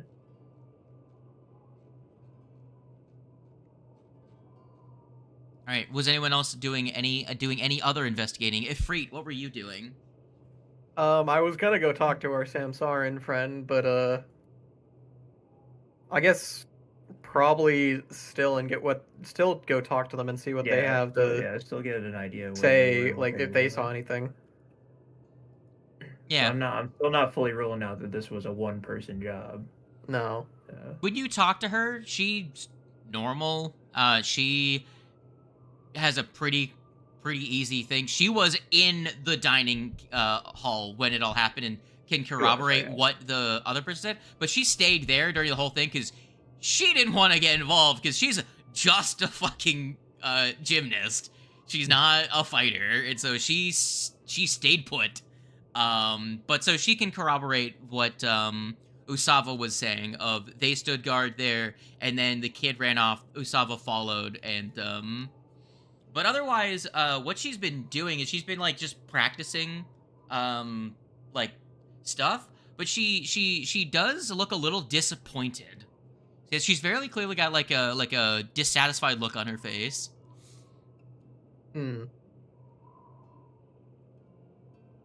I'm gonna ask, is she disappointed in something? About something? Well, you see, the problem is, ever since we left that city, the one with all the smoke and smog, I've been just felt off. I've had wobbly knees when I land certain tricks. My cartwheels are less precise. It's all just a little hazy for some reason. It does seem strange. Yeah, I don't know what it is. But that's all she really knows. Okay. Yeah, we should all meet back up so that way we have the whole party has all the clues.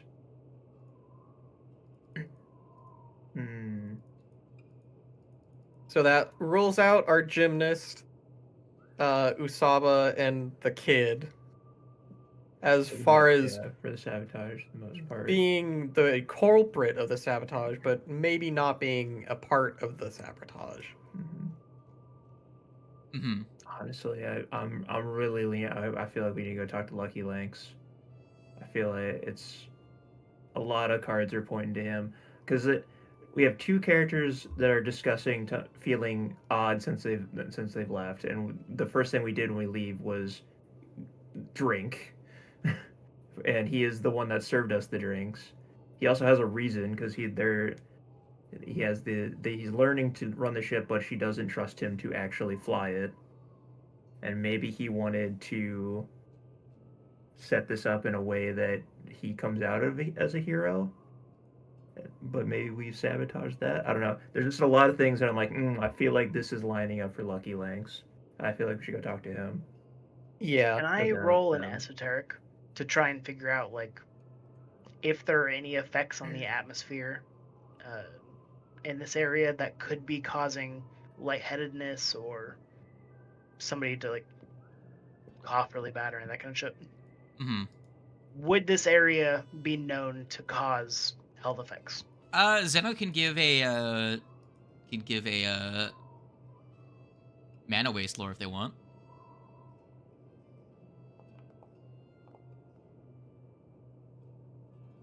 As far as you can tell, maybe altitude sickness, but you can't think of anything in particular about the mana waste that would do that. But mana waste is a big, complicated place, so I don't know. Maybe there are just magical clouds of noxious gas that can't be detected. Can I still try an esoteric just to see if I can get a better roll? Sure, go ahead.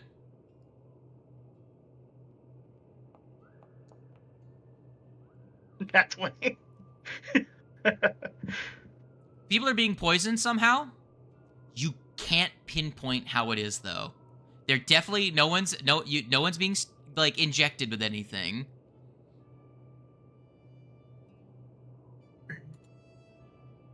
It's what you get the feeling that it's the poisoning is less of someone trying to get one over and more someone's using the passengers on this flight like experiment subjects.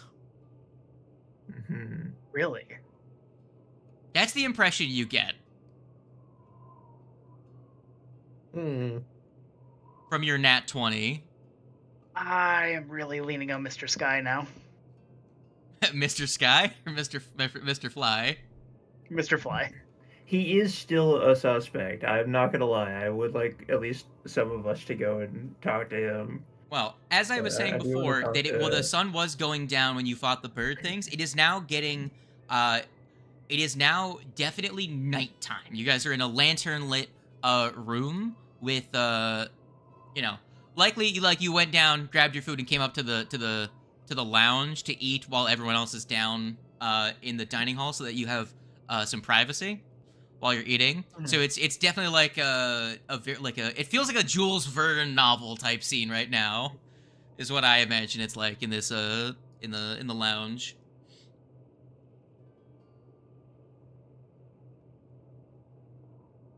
But as everyone is eating their lunch, you all hear a loud thunder crack outside.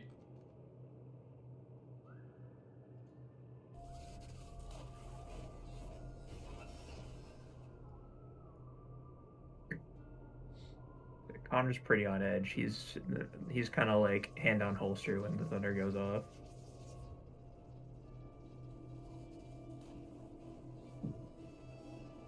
Hearing that, I think Lucy would jump out of her skin.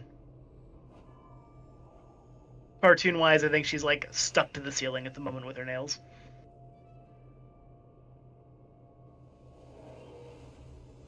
So the entire ship begins to rock back and forth, and occasionally like jerk up and down a little bit from the turbulence. I don't like these noises. No.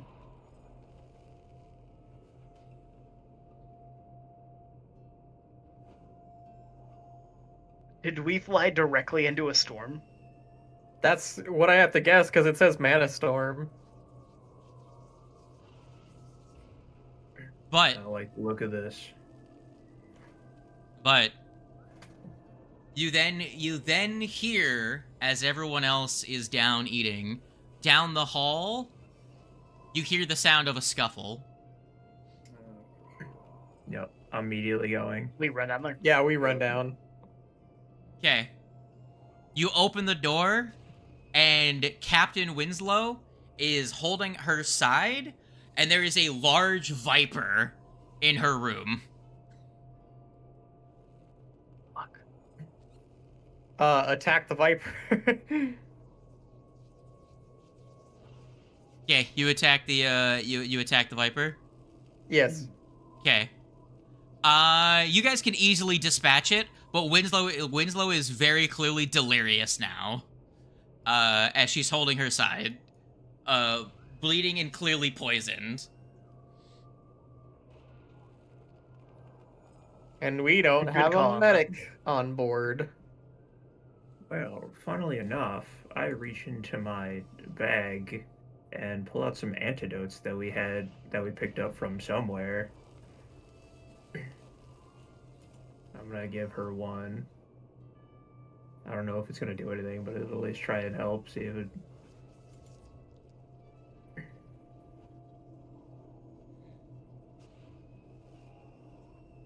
Okay.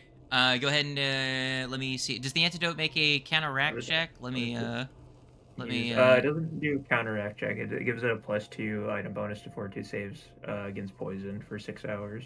Okay. Let me roll her. Let me find the captain. Let me roll her fortitude save. It is only lesser, so I don't know how helpful it's gonna be. But I mean, we have it in my bag. I don't even remember when we picked it up, but it's here. Ooh, she didn't roll great. But I don't think it's used on her first check. It just says for 6 hours.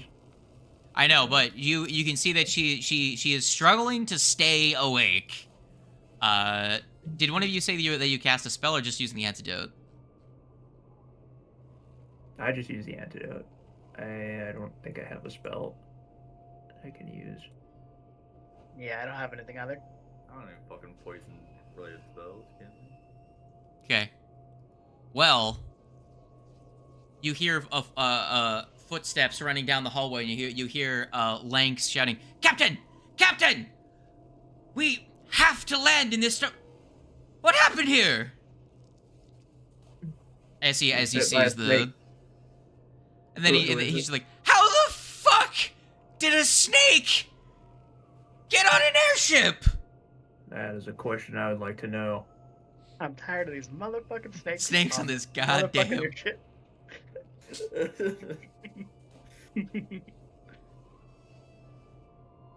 I'm gonna probably somebody with a better perception than me could probably do it, but I'm gonna do it anyway.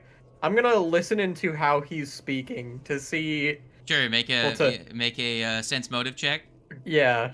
I do want to know. I don't think you said who is this that this is Lanks. This is Lanks. Okay. I got a 17. Probably not good enough. Do the same. Another 17. I'll also the exact same. roll it, and I'll also roll a 17. Okay. That's pretty good. 19. Close. I mean, there's not really much else for me to do. Yeah, I'll do the same because I also am very. Of all of the people you should be the best at this. Yeah, this is a 22.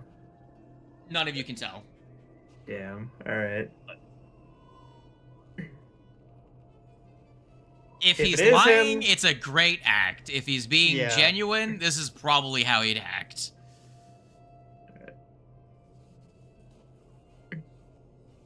He says, I'm gonna go tell the second mate we have to land. We can't keep flying through this, especially with the captain in this state.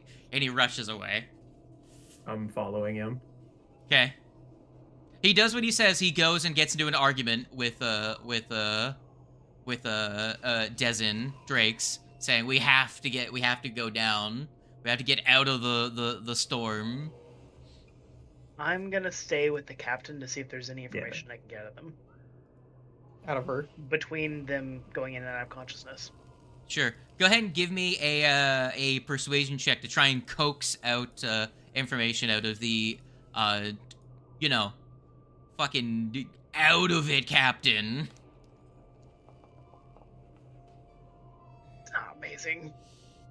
She just keeps repeating poison.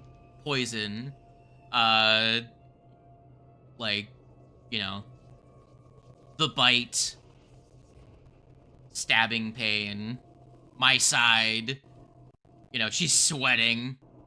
And then eventually she passes out. She's still breathing, but she's unconscious. Is there a medic on board? Did you bring a medic? No. I didn't know if there was a medic already in their crew or not. No. Actually, I'm pretty sure. No. I'm pretty sure the one with the best medicine of all of them is her. Wonderful. Great.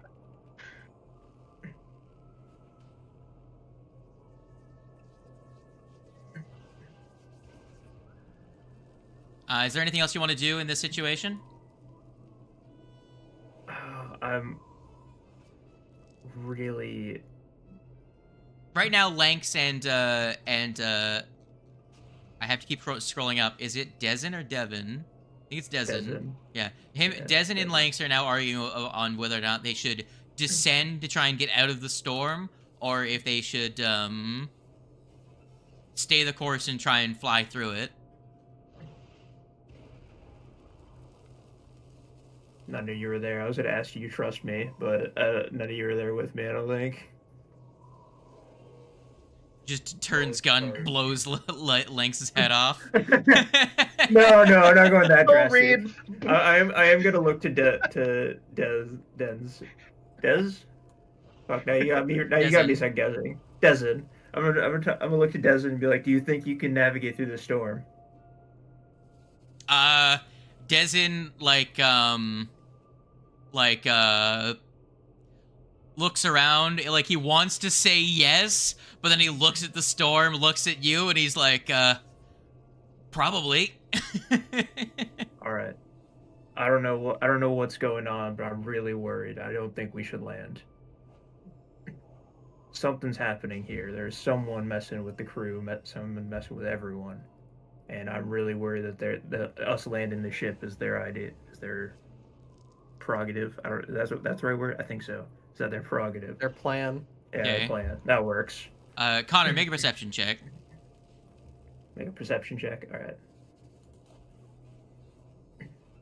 Can I drink a potion before I make this perception check? Can I just quick grab and swig and? Yeah, sure. If you wanna.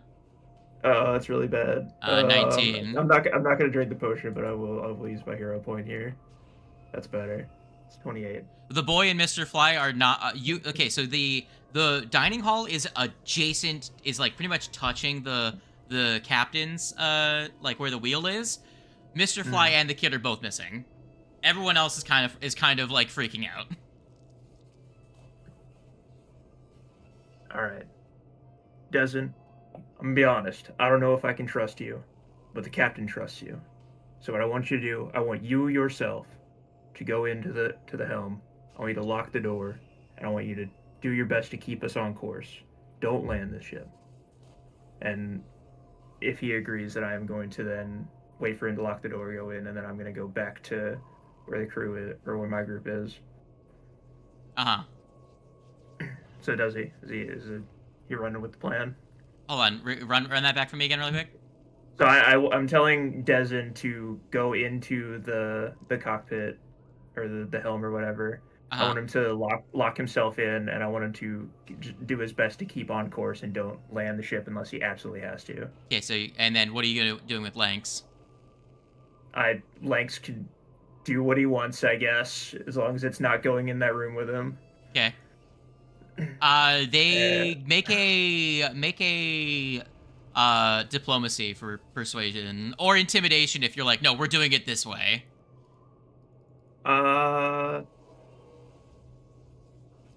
It's the same, and I feel like I'm trying to be more like stern and just have him just like intimidate him into just following my lead. That's a 1. That is a 1. Oh no!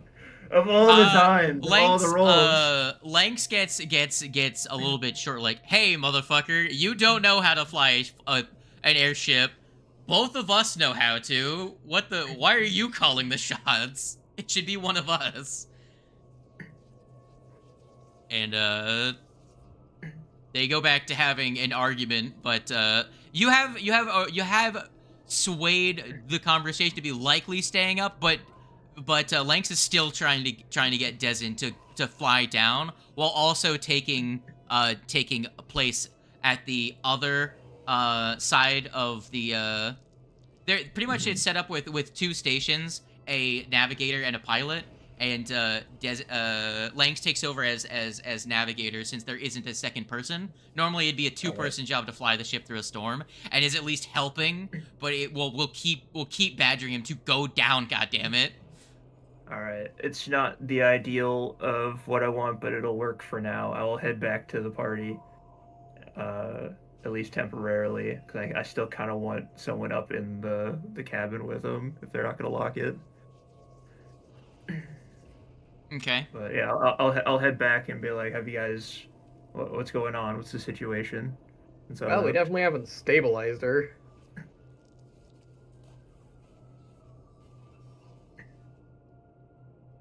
So what are you guys doing? I think I would have ran off to go get like a pillow and a blanket or some shit. Set up like an area where they can lay out. Okay. I want someone with the captain at all times. Is anyone making a medicine check or anything like that? Any checks you guys wanted to make about the poison?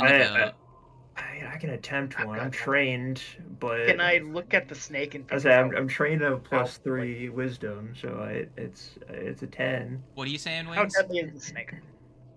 It's a giant viper.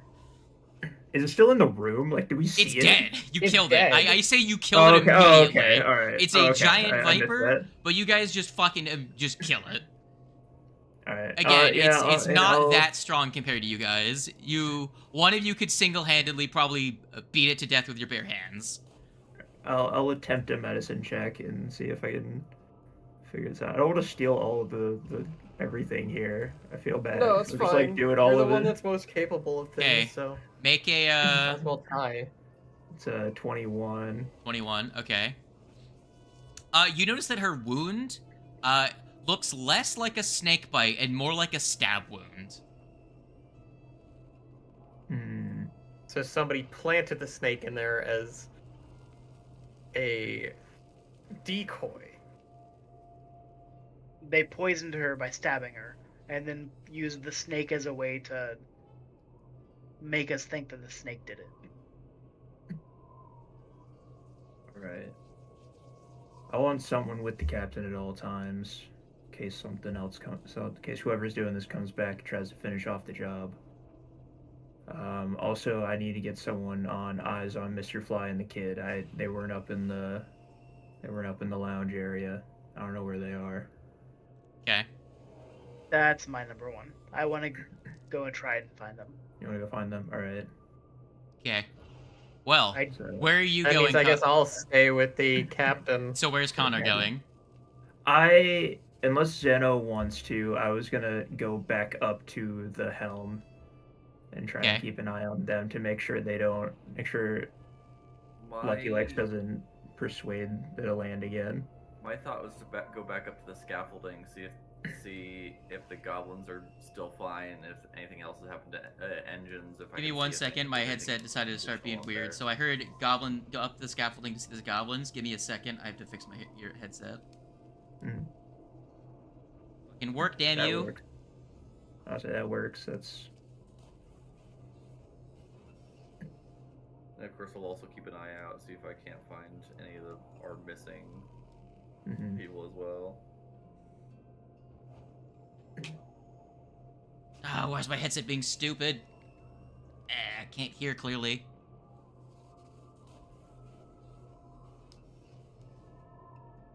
Ah, I can hear again. Alright, there we go. My apologies. Alright, what were you saying? You wanted to go up the scaffolding and see what the goblins are doing? Yeah, see what the goblins are doing, see if there's anything else up there that might be fucked with, and then also, keep an eye out for our two missing people, Mr. Fly and the boy. So you go up to the scaffolding. The goblins are one of them is frantically going back and forth between the two engine nacelles and making sure they're running correctly and like adjusting things, and the other one keeps going up and down from the top. There is a ladder in here that leads up through the top of the balloon because it's not like the outer shell isn't actually like the balloon. They go up. And there's a deck where the ballistas are, and they keep going up to keep an eye out to look around, because they're now short-handed. They're pretty much going back and forth to make sure. Hey, you need something? All right, I'm going back up. Hey, you need something? All right, I'm going back up. while one of them is trying to keep the engines working properly in the storm. Connor. On my way up to the front of the ship, I'm not going to specifically look for her, but if I pass Iseva, I would like to ask her to go and, find the painter and stay with her. Usava and the painter are both down in the dining hall. Everyone, pretty much everyone, because they were already there, are just hunkering down there. Because you guys are adventurers. And for everyone else, the rough weather makes it hard to walk around normally. Yeah, gotcha. You guys are, even though you're running back and forth, you're running, but you're one hand is on a railing or up against a wall or something for when the ship jerks to the side. Yeah, so when I pass by, I'll look over to them, see that they're together, and I'll just go straight to the helm. Okay, Cat. You go looking for the kid and the not you, Cat, the actual cat. Okay. You go looking for the kid and the Mr. Flyman. You notice that all of the doors in this hallway, other than the one that is now open, are all locked. You're a small cat.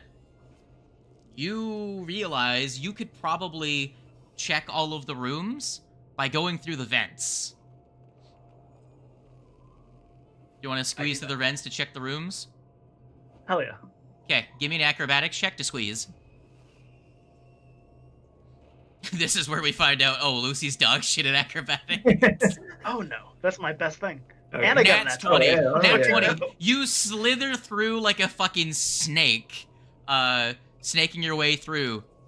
Not another snake. Most of them are empty. Your cat eyes adjust to each room. Then you slide to the next one. Then to the next one. Then the next one. And then eventually, you come across a room with some noise. You hear what sounds like a knife being dropped onto a tray. And then humming. You creep closer. You sound what sounds like Mr. Fly's voice, but a little bit different. The room's dark. and you can see someone sitting in a chair with like a white cloth wrapped around them, almost like when you're going to get a haircut and they wrap a cloth around from the neck down, and you get a look, and you can see that there's a pair of scissors and a pile of hair on the floor, and then you look into the room and you see, with a flash of lightning, you see the boy, his hair cut, and then a weird insectile creature holding a sharp scalpel craning over him, and with the lightning flash, you see this creature. Give me a second. I have to scroll up. It's a really long fucking PDF page. I'm sorry. Should have just gone with our gut from the beginning. Give me a second. Mr. Fly. I want... Fly, literally. Oh, why can I not? God damn it, that's a way too on point. Wait. You're gonna really like this guy once you see him. You might want to be his friend or something. Are you ready for what he looks like? Disagreed. He's messing with the child. Oh my god. Oh! He is pretty cool looking, though. But still, god damn it. And that's what you see as we... No. That's where we end the session. No! Also, you fail. Get fucked. And the party split up. I have dubious knowledge. I get something. Yeah, he's not a bug. Split up now. He's very much a demon. I had a million different scenarios going on in my head, and it was the second one that was right. It was all a distraction. Fuck. It was the most obvious fucking person here. No, there's still a lot that could be going on here. This is true, but there is very much the possibility that he's just taking advantage of this and has brought the kid off to the side while this is all going on. But I mean, I'd still, if we just went with our gut, we could just confronted him right off the bat and got rid of this. One more detail I didn't include. The kid has a mask on his face that's hooked up to a pipe that's attached to some sort of device. Mm-hmm. So he's got a mask on that is connected to something. I should have mentioned that is currently attached to the child. I say child like he's not an adult, but yeah. So I am imagining that this part of the thing is you can have many different scenarios go on, and this is just one that we managed to roll. It's based on who you bring on the ship. Yeah, who we bring with us. Yeah. Mm-hmm. So, what did everyone think? This session was actually really dope. It's very good. Really, really good. I gotta be a detective. I'm happy. Even though I've come off short. I didn't. Although I think I'm gonna pretty much go immediately. I'm gonna take a nap before I have to leave in 2 hours. So that's fair. GG gamer. See y'all. So we will get to see what this fucking guy's deal is next week, as it is going to be more cowboy game. You don't have to wait long to find out what Mr. Fly's deal is. I was saying, normal sessions, I'm happy with the skip between. This one, I'm really glad we're doing another campaign. Yeah. Alright, see y'all. Yep, see ya. And at that, I will kill the stream. Goodbye. Stream. God, I'm